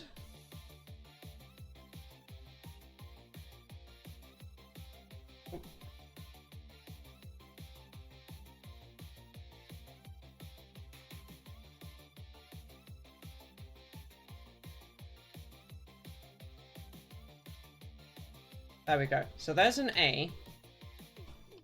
I have a unfortunately practiced approach where when these formulae don't fucking work, I just start punching numbers in until they get the right answer, because I've got scope here that tells me their formula is full of shit. Because the whole thing there you are looking at is a single A, and it thinks it's decoding into F87A. And my scope is set correctly. So, something ain't right here. I can actually now tell you exactly how off what they've done is, because I have a cursor. And my cursor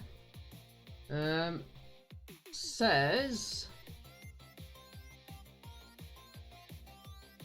I'm actually inclined to make that bigger.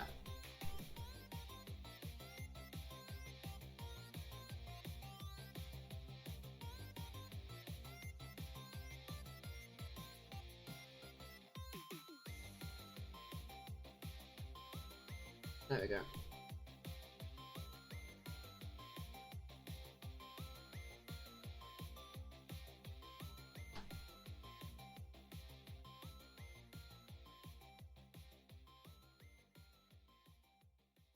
My cursor says my bit time is 34 microseconds. And we crashed the scope software again. Ah.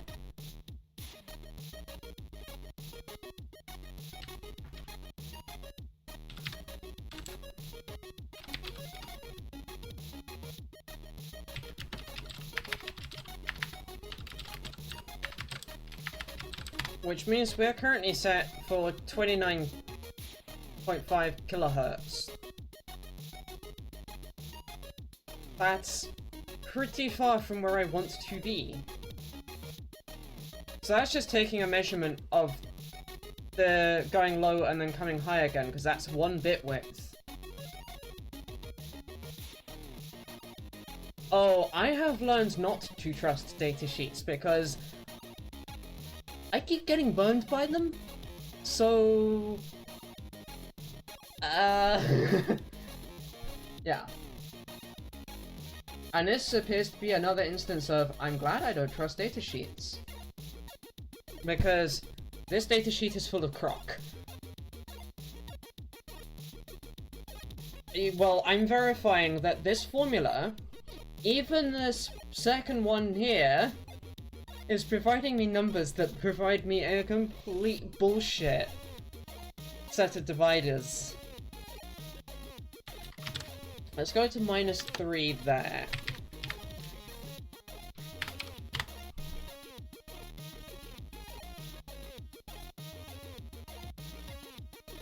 Which...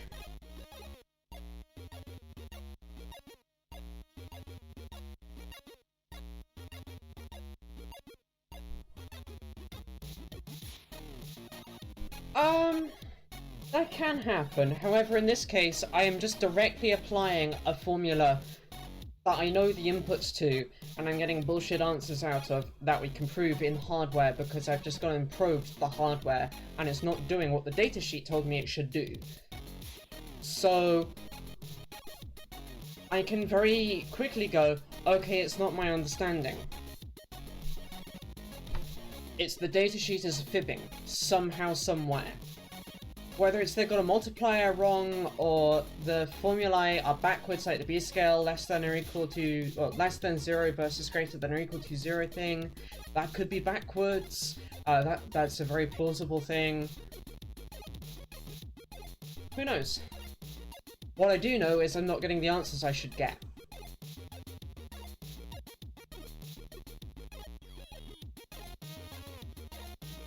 And I trust my scope a lot more than a datasheet.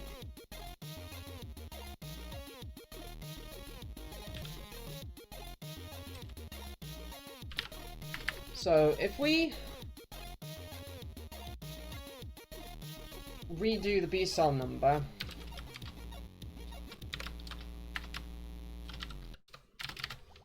based on that, using to the -3 instead of to the -4,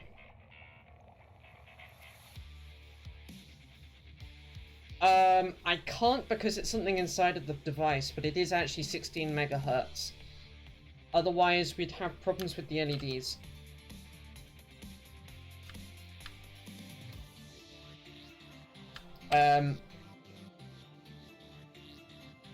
It's all of this fun stuff, where I'm PLLing up and then I do this division so that we get back down to...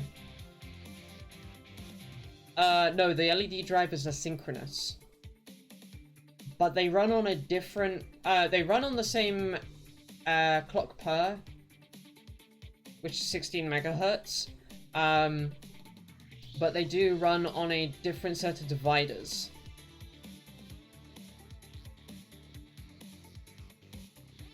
And a different formula. Which I do trust a bit more because those are actually working.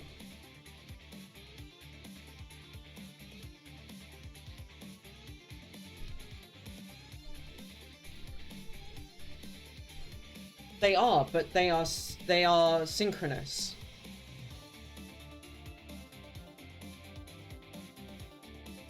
And we've done some stuff where I was like waiting for a fixed period of time on the CPU clock to do something, and it was working. Which only works if either I've managed to be very, very, very lucky, or more likely, I am actually producing the right baud rate, if you will. Like, it's this last baud formula down here for those. Anyway, so if we then multiply this whole thing by the 16 megahertz divided by 8 times... actually it's going to take a fair bit longer than that because I have to get through the solder mask to get at any of those signals. Oh, no, actually I've got resistors on the end. I could probably do that, actually. I can probably get a ground on there.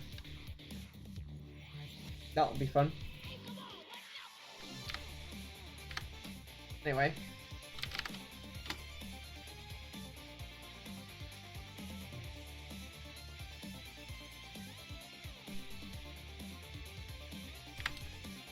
I have a resistor that I can use as a test point. Do you see something weird here? I do.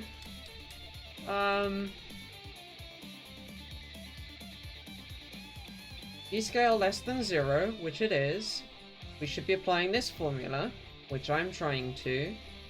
1 over 2 to the B-scale, 1 over 2 to the B-scale, multiplied by peripheral clock divided by 8 divided by baud rate, multiplied by baud rate, which is this thing in here, all minus 1, and we're getting a negative number.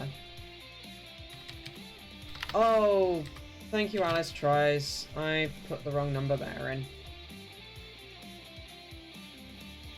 So this is 131.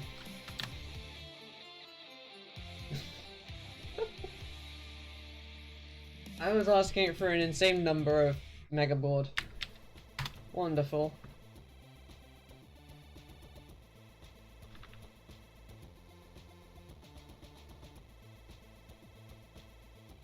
Let's try that now. All the megabaud. Well, that's even more garbage still. So, let's try that with dropping the multiply back down to the minus 4. I did. I would like to have left the board calculations at no division, because then I wouldn't be hitting these problems, but...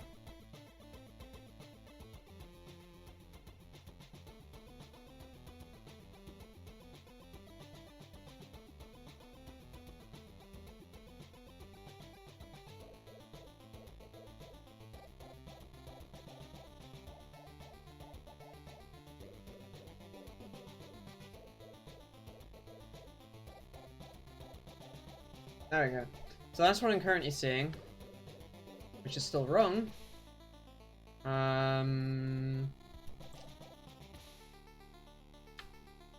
Let's drop that multiplier even further. B should be to the minus 2. I think.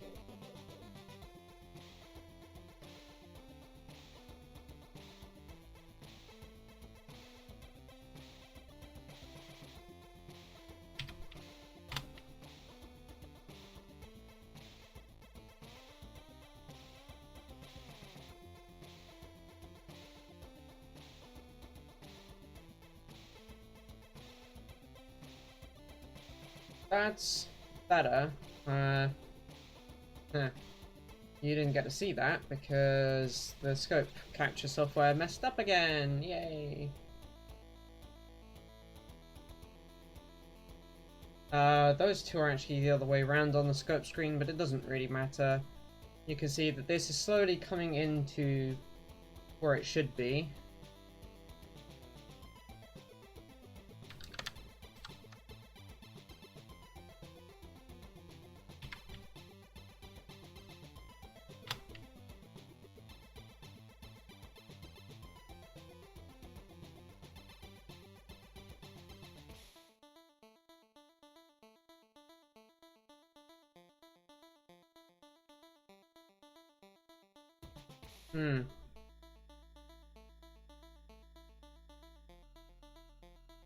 That's closer. Ah, didn't want to move the trace, darn it.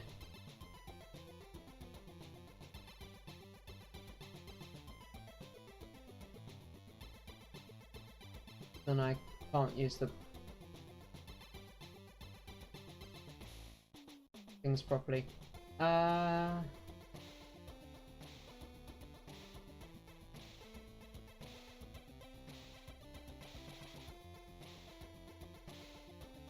I actually need to increase the time base again. Yay.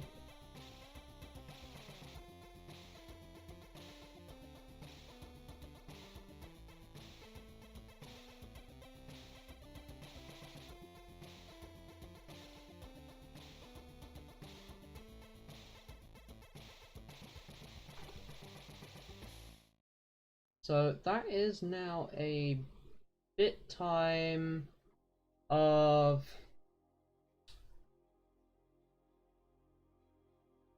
1/12 microseconds. So we're getting closer to the baud rate we want. But interestingly enough, I'm actually dropping this number, I think, unless I encoded it wrong. Yeah, I'm dropping the number down and the bitrate is going up. That's interesting.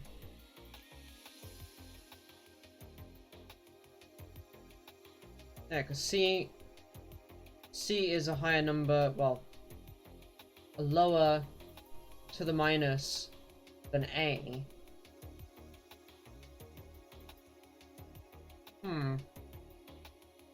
Curious. What if we set B scale to 1? That's a good question, actually, because that changes the formula we use.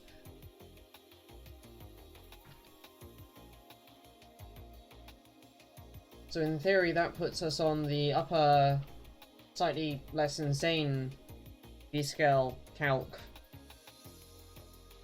which says we take 16 megahertz and we divide it by 2 to the power of 1 by 8 by...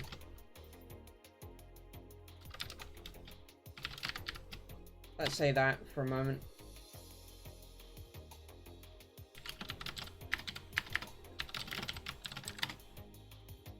Okay, so that seems a little bit more reasonable.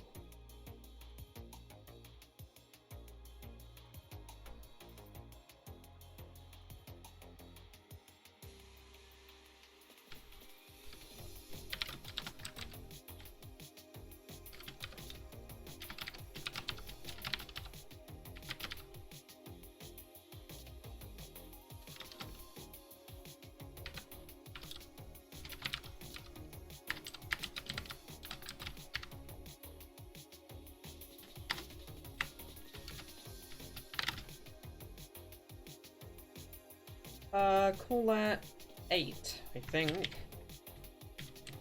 It's got quite a bit of error on it, but that's...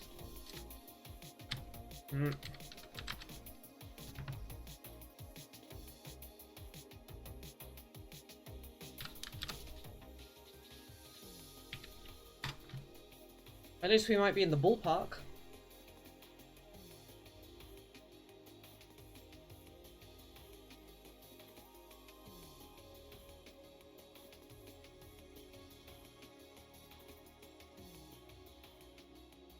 No. No, we're not.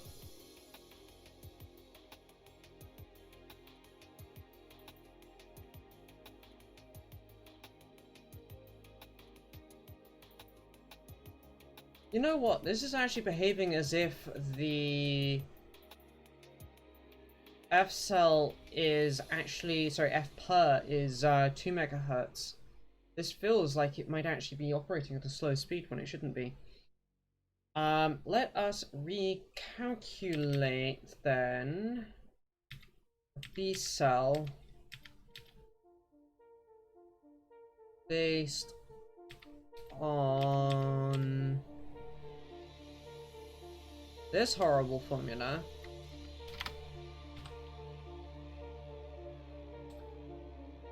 Oh, wrong one.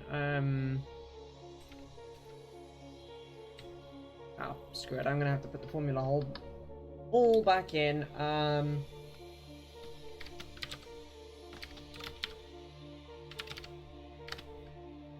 Yes, because I just changed it as a test, and I was getting much slower output.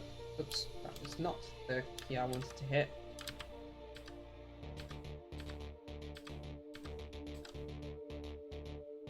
I'm gonna set it to the -4 again.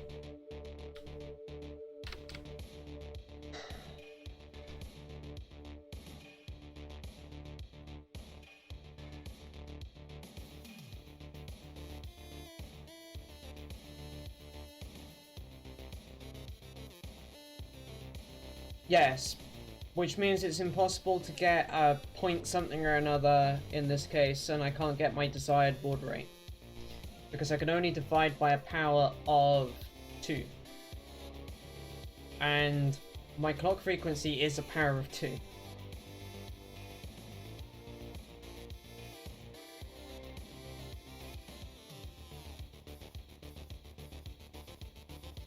Let's see what happens with this. This could be interesting to see if I can get this to work.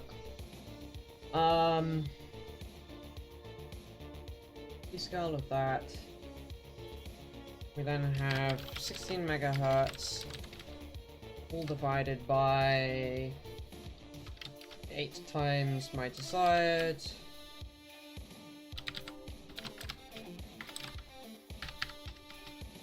Minus 1. Let's try 626 then.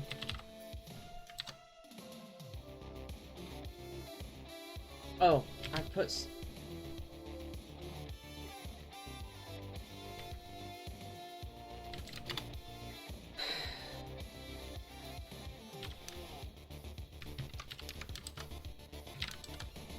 I put the wrong number here. Because I'm suspecting I might be down at like 2 megahertz. Which I shouldn't be, but, well, we'll find out in a moment.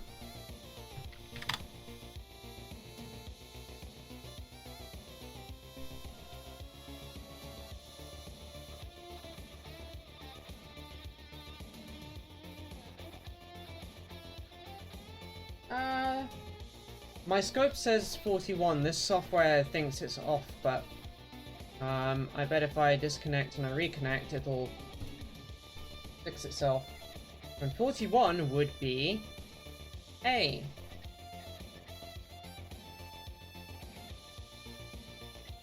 I think I'm right by saying it's actually running at 2 megahertz when it shouldn't be. Let's go with that. Because I just want to try and see if that now works with Black Magic. It should, but who knows? Gotta move some stuff back around. Just a moment, please. Oh.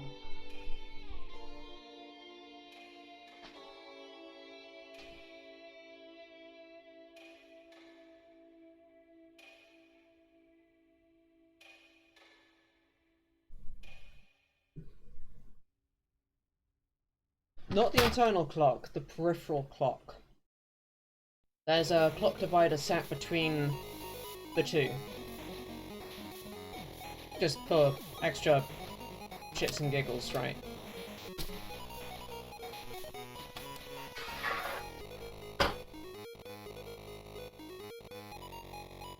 No, not if my F per is actually 2 megahertz, which it seems to be, because we just got the right answer.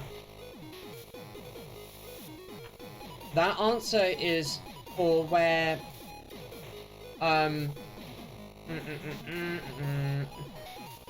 there's some very, very specific conditions you have to meet for that table.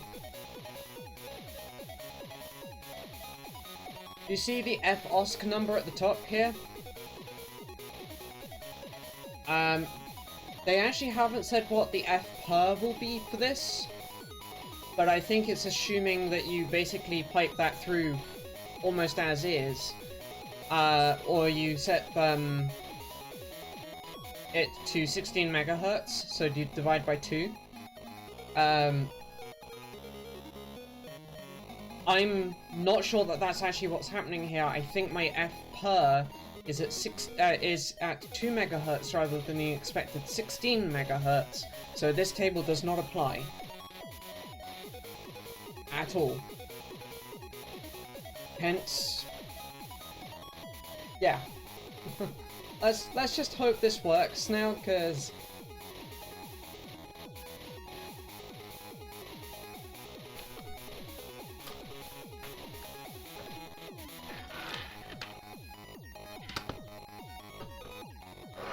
I don't have the spoons to argue about it all day long.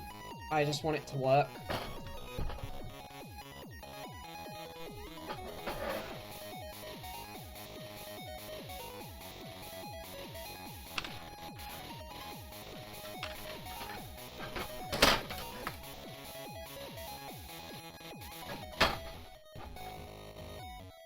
I just want to see A's on my console.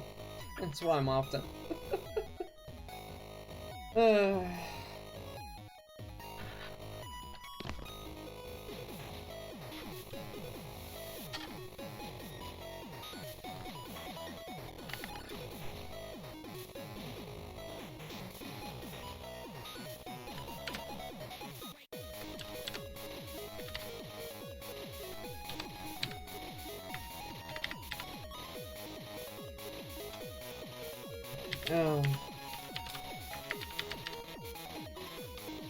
Yeah, because I haven't finished plugging everything back in yet.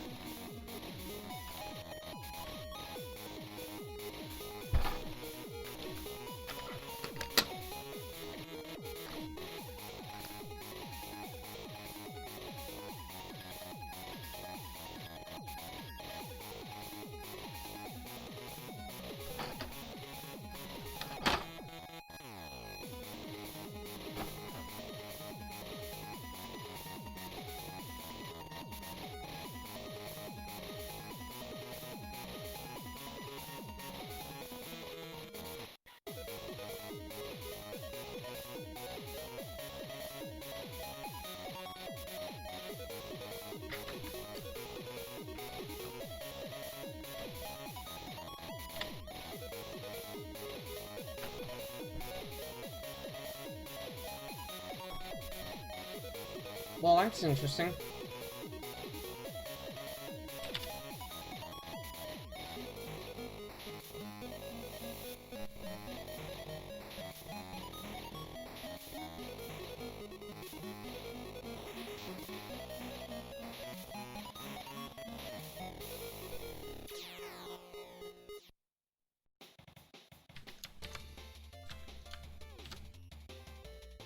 I bet it's because of the error margin on that.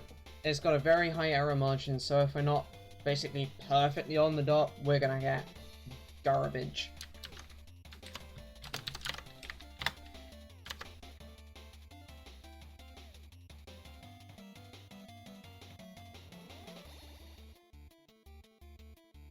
Yeah, okay. So something is still off. But we are getting our A's, so there is that.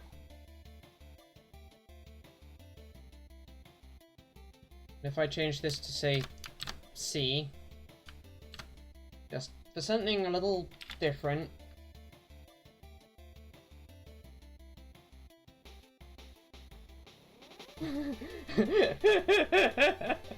Yup.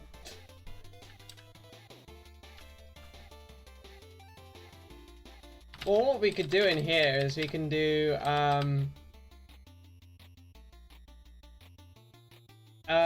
every 8 A's we print H, just for shits and giggles.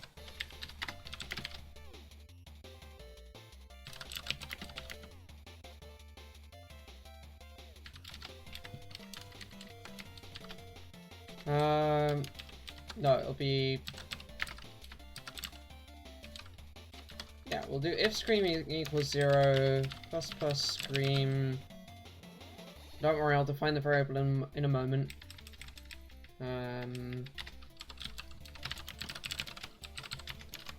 Like that.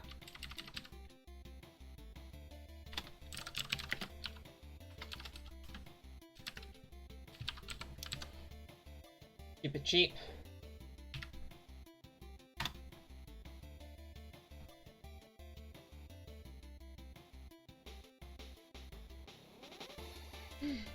Now it really is screaming. Ah. Gee. If I make that with an exclamation mark. Because, yeah. Anyway. Slightly distracted there. That does suggest that my F cell is low and wrong. If we set this up for -2 will be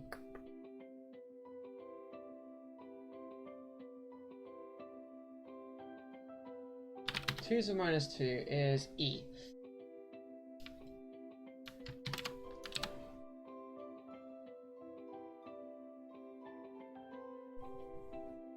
Now let's actually just double check that that is actually how boardctlb works.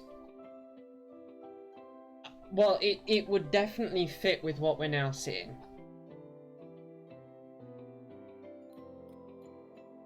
Which means I'm about to go and check through all of the clock control code. But I'm first going to check that these values are actually same for if we had an FPER of 16 megahertz. We are talking atmel, yes.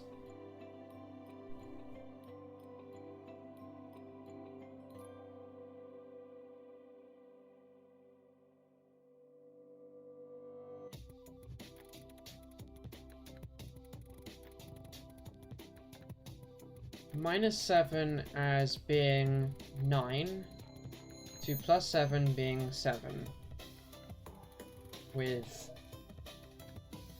8 reserved. Yeah, okay, that makes sense. That is 2's complement.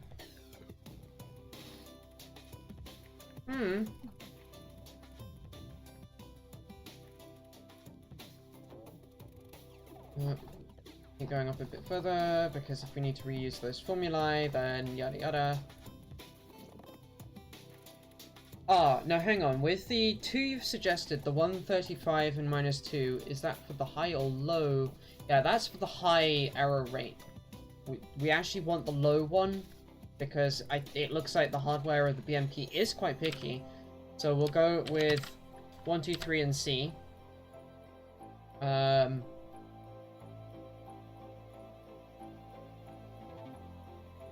Oh no, never mind. 135 and 2. Yeah, there.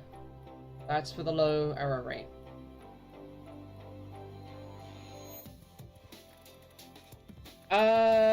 No, because that's for FOSC equals 32, which they haven't then specified what their FPER is, and I think it's assuming FPER equals 16 megahertz.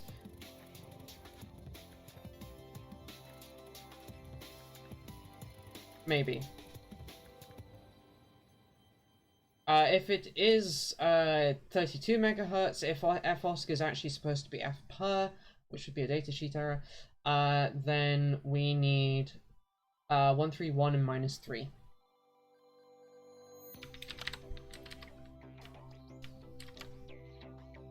Okay, in that case, we want 131 -3. Which is D.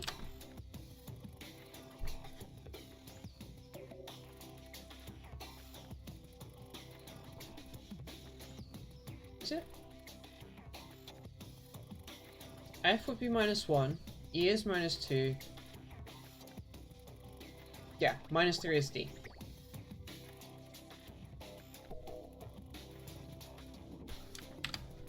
Two's complement is a pain.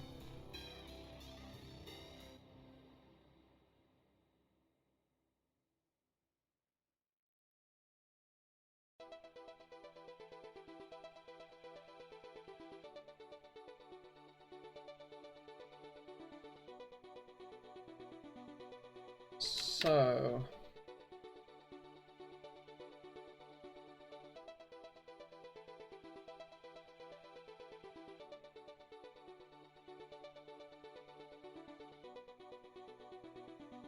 where are the...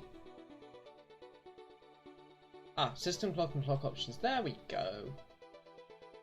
And just a summary. That'll do perfectly.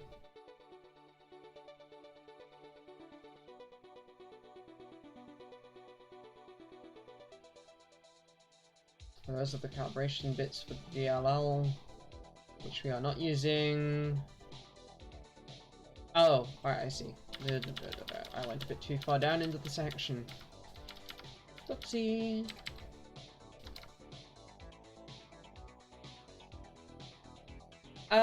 Yes, but it's not the atmel part I'm concerned about, it's the STM32. Because it's not talking to an atmel part. So, who knows?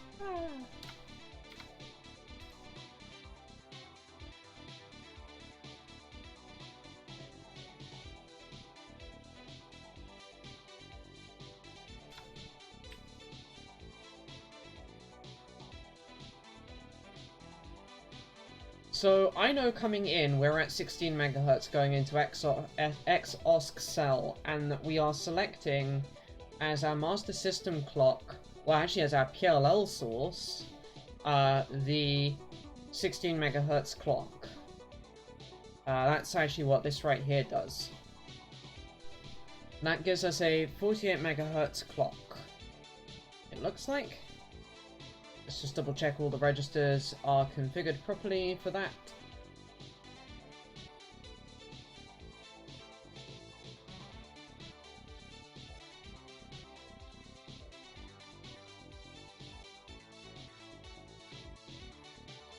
Once we see it come ready, we then set the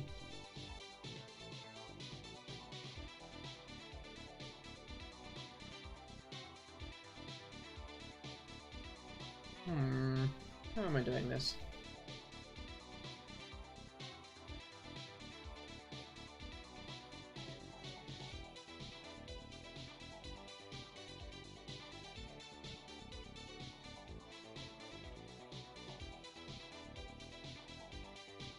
So this is CLK control, not to be confused with OSC control.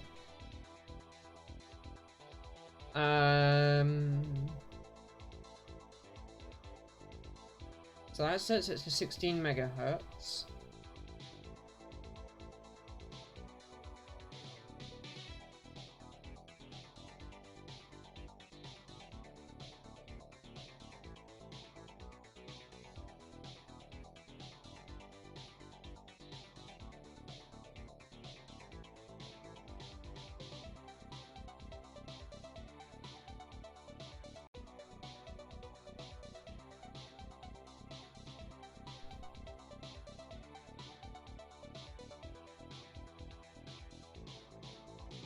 So here we are saying use the axis.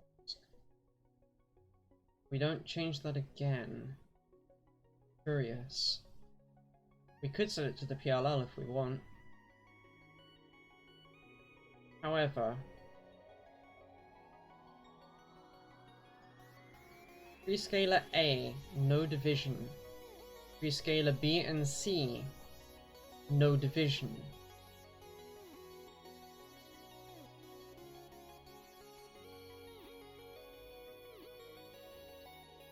So that suggests we're not actually running at 16 megahertz, we are actually running at the slower 2 from the internal RC oscillator still.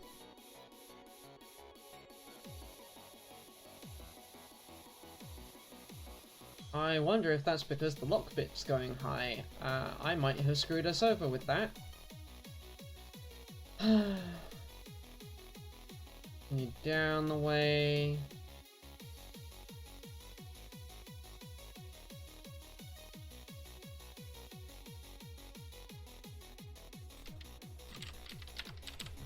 Let's take those 2 bits out just to see if that helps.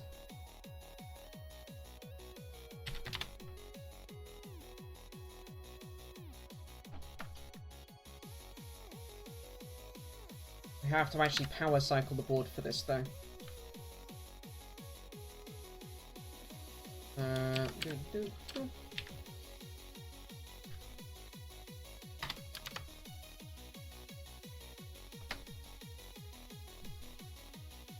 That's a nice load of garbage. Oh no!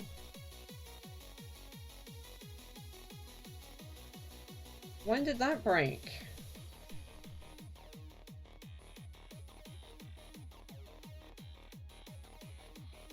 That's not good, because that means I can't reboot. Ever, at the moment.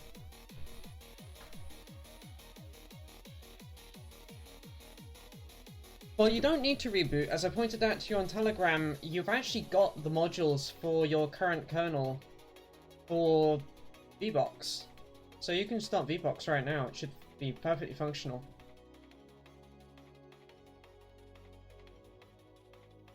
I went looking last night because I was concerned and going, hang on a minute.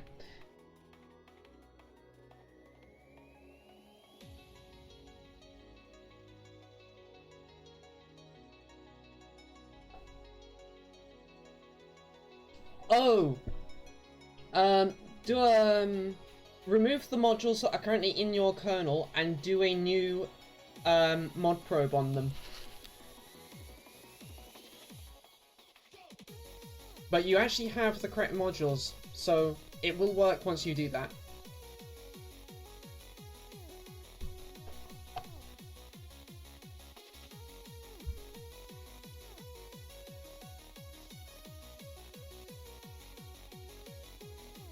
I think in 10-15 minutes I'm going to give up on trying to figure this out on stream, because this is going to take a lot of me swearing very, very loudly and doing a lot of probing to figure out what in hell's name is happening.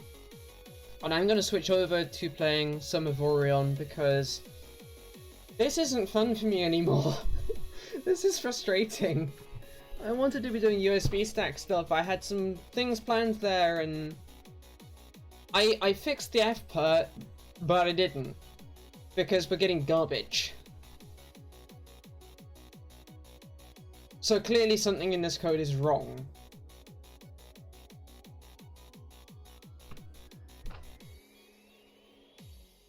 And I can't tell you what right now.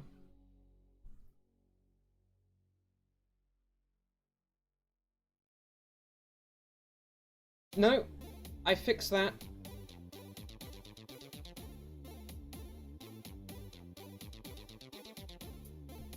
My FPER is still wrong.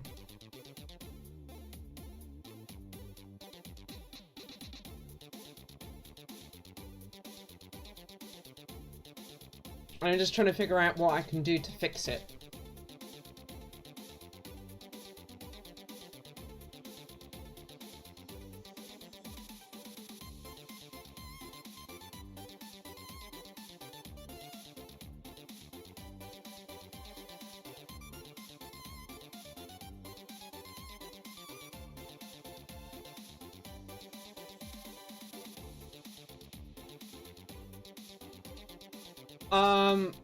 I am measuring it by measuring what's coming out the UART.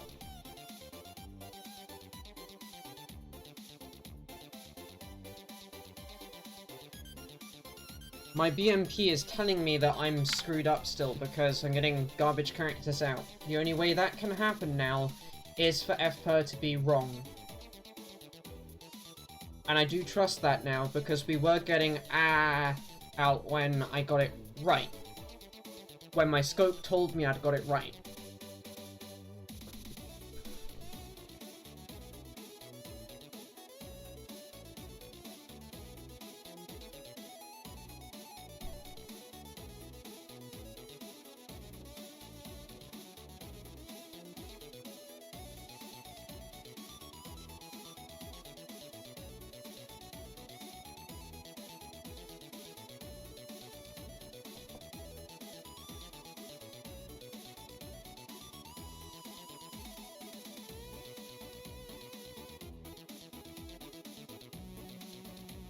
I need to look at the oscillator registers next, I think.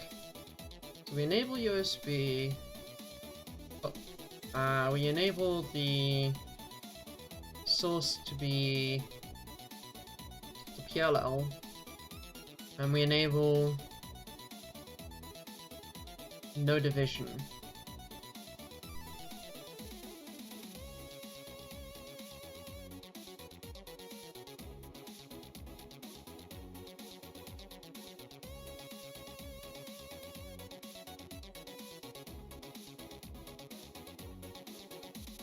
And the fact is that this has to work, otherwise I wouldn't be seeing USB anything.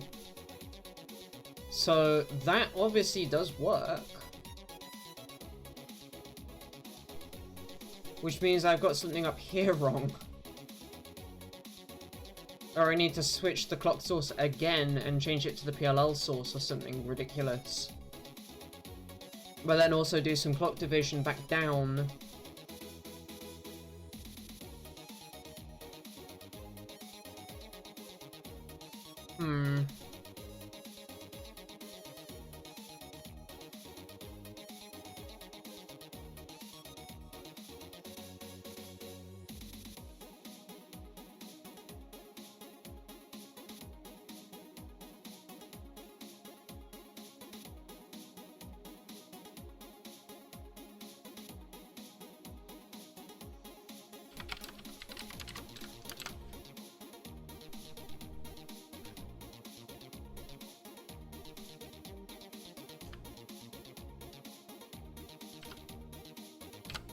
Well, I'm not quite sure what you want me to check, because I am actually without options to directly test this. I'm having to inference stuff. Even if I pick the lineup off of the LEDs that carries the clock, it is still by inference. It is not direct. But I also know for a fact that the only way to get garbage out of a UART is if your clock rates are wrong.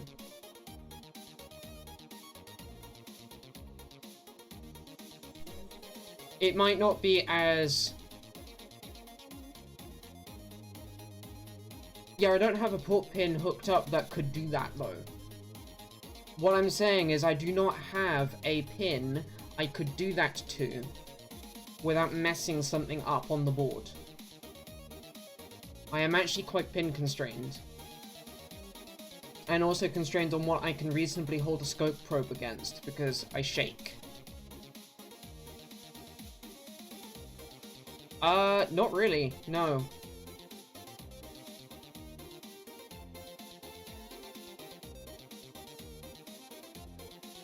Not routable ones, at least. Like, most of my spare GPIO is right up the top here, where I can't even get it out because I've got wires in the way in order to make it all fit on the board.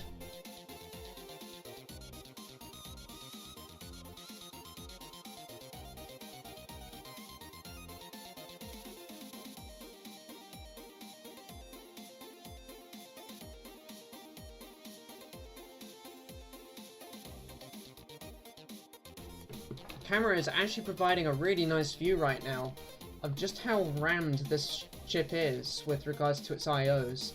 That was the wrong window. There we go.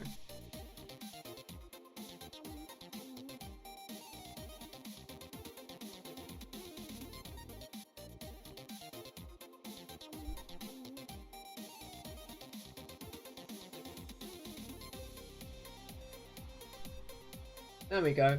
Do you see now my problem with up the top here? I have very few pins I could root out. Like, these end ones here are pretty much the only ones I could root out. But I haven't really got space around here to add a big test point like this. That would cause me additional problems with the signal integrity of the data traces here. Oh, that... text chat box is in the way.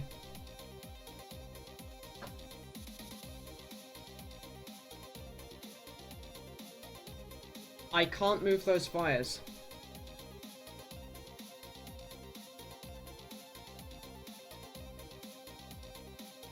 Inner layer shenanigans. There is no room in there to move those wires.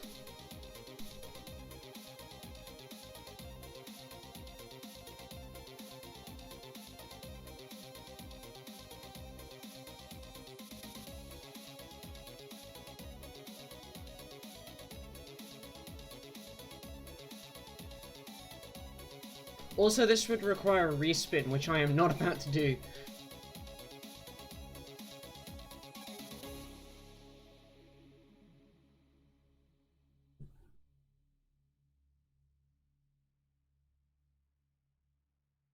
The best I can probably do right now would be to put it out on the UART pins, but then I have to disconnect the MP and I have to start my scope up again. And I'm just not in the mood for that right now. I know from inference that the clock rates are wrong. Otherwise your numbers would, I agree, have just worked. But clearly I have got a FPER problem here. And I seem to be around 2 MHz on my FPER when I should be 16 MHz. So I can test all I want at that point. I have enough information to know that, though. So I might as well just try and fix the code.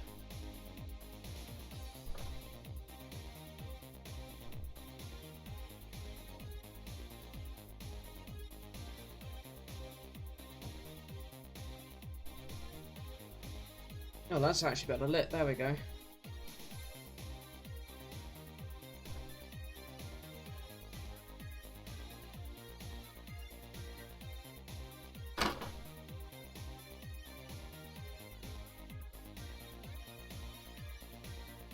Go for it.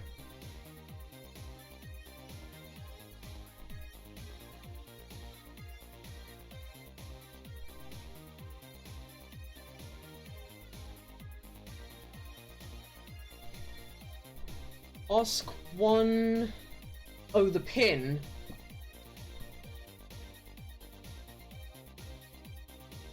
Let me bring up the schematic, one moment. Schematic time.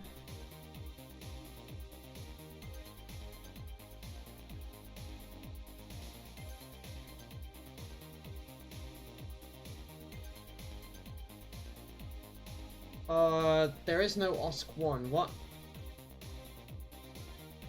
That's the OSC peripheral. There is no OSC1. Oh, I see on the designator on the board. Oh, okay, cool. I will get rid of our multiplication, etc. here, and or the rather division, and we'll set those to 0. Which should mean, assuming my inference about my megaboard, about my FPER is right, should mean we are at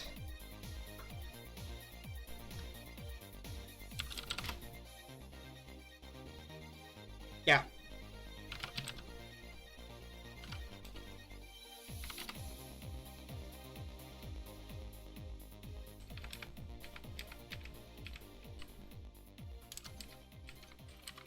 That should be 250 kilobaud.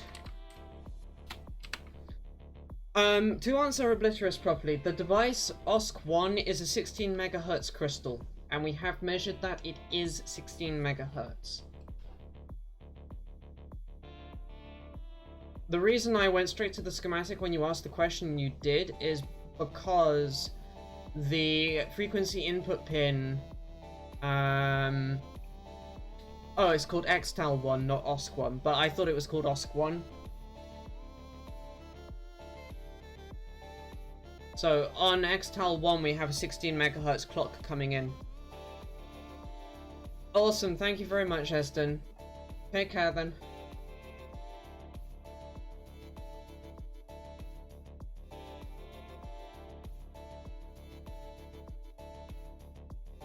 So if I'm not mistaken, when I do this,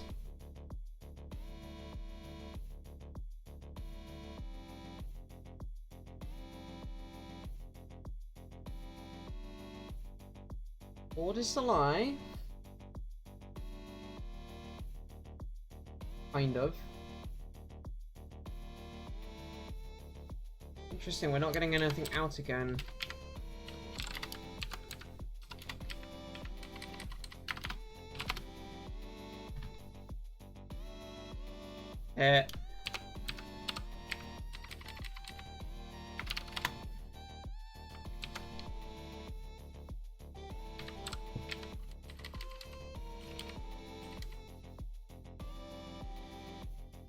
Oh, that's 10 megabaud. What?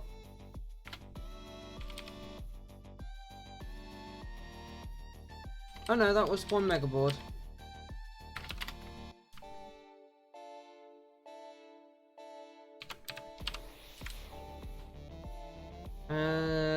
Huh.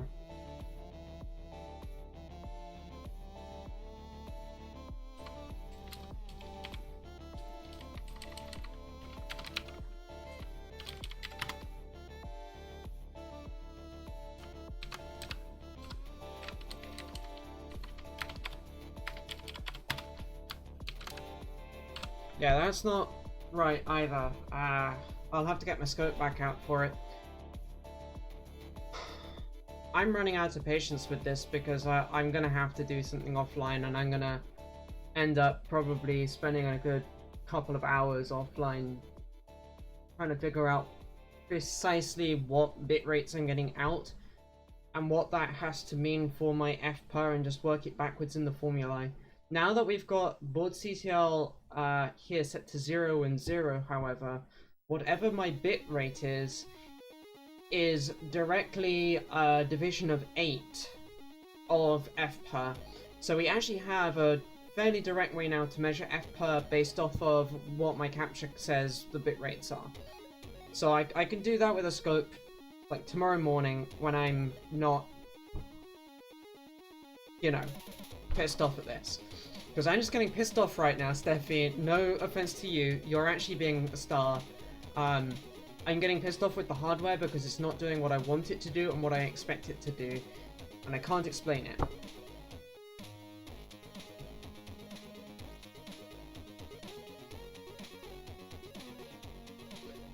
I strongly suspect that my Oscar Nick code is garbage. I strongly suspect that we're going on to a bad clock, such as the 2 MHz internal OSC. I don't doubt that that's actually doing what it's supposed to do, but my biggest problem is that I can't set a breakpoint. My biggest problem is I have no visibility to what my code is really doing. Yes, that's exactly what I want to do, my Aegis.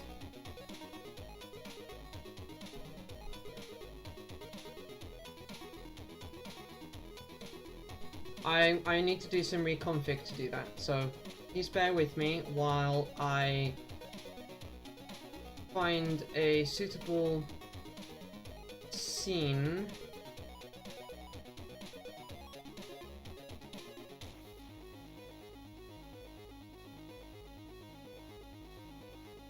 Let's rename that one to games, or game? Yeah, game.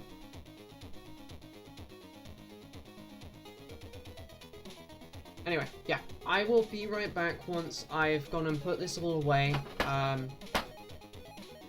and I will be back with some Avorion, because,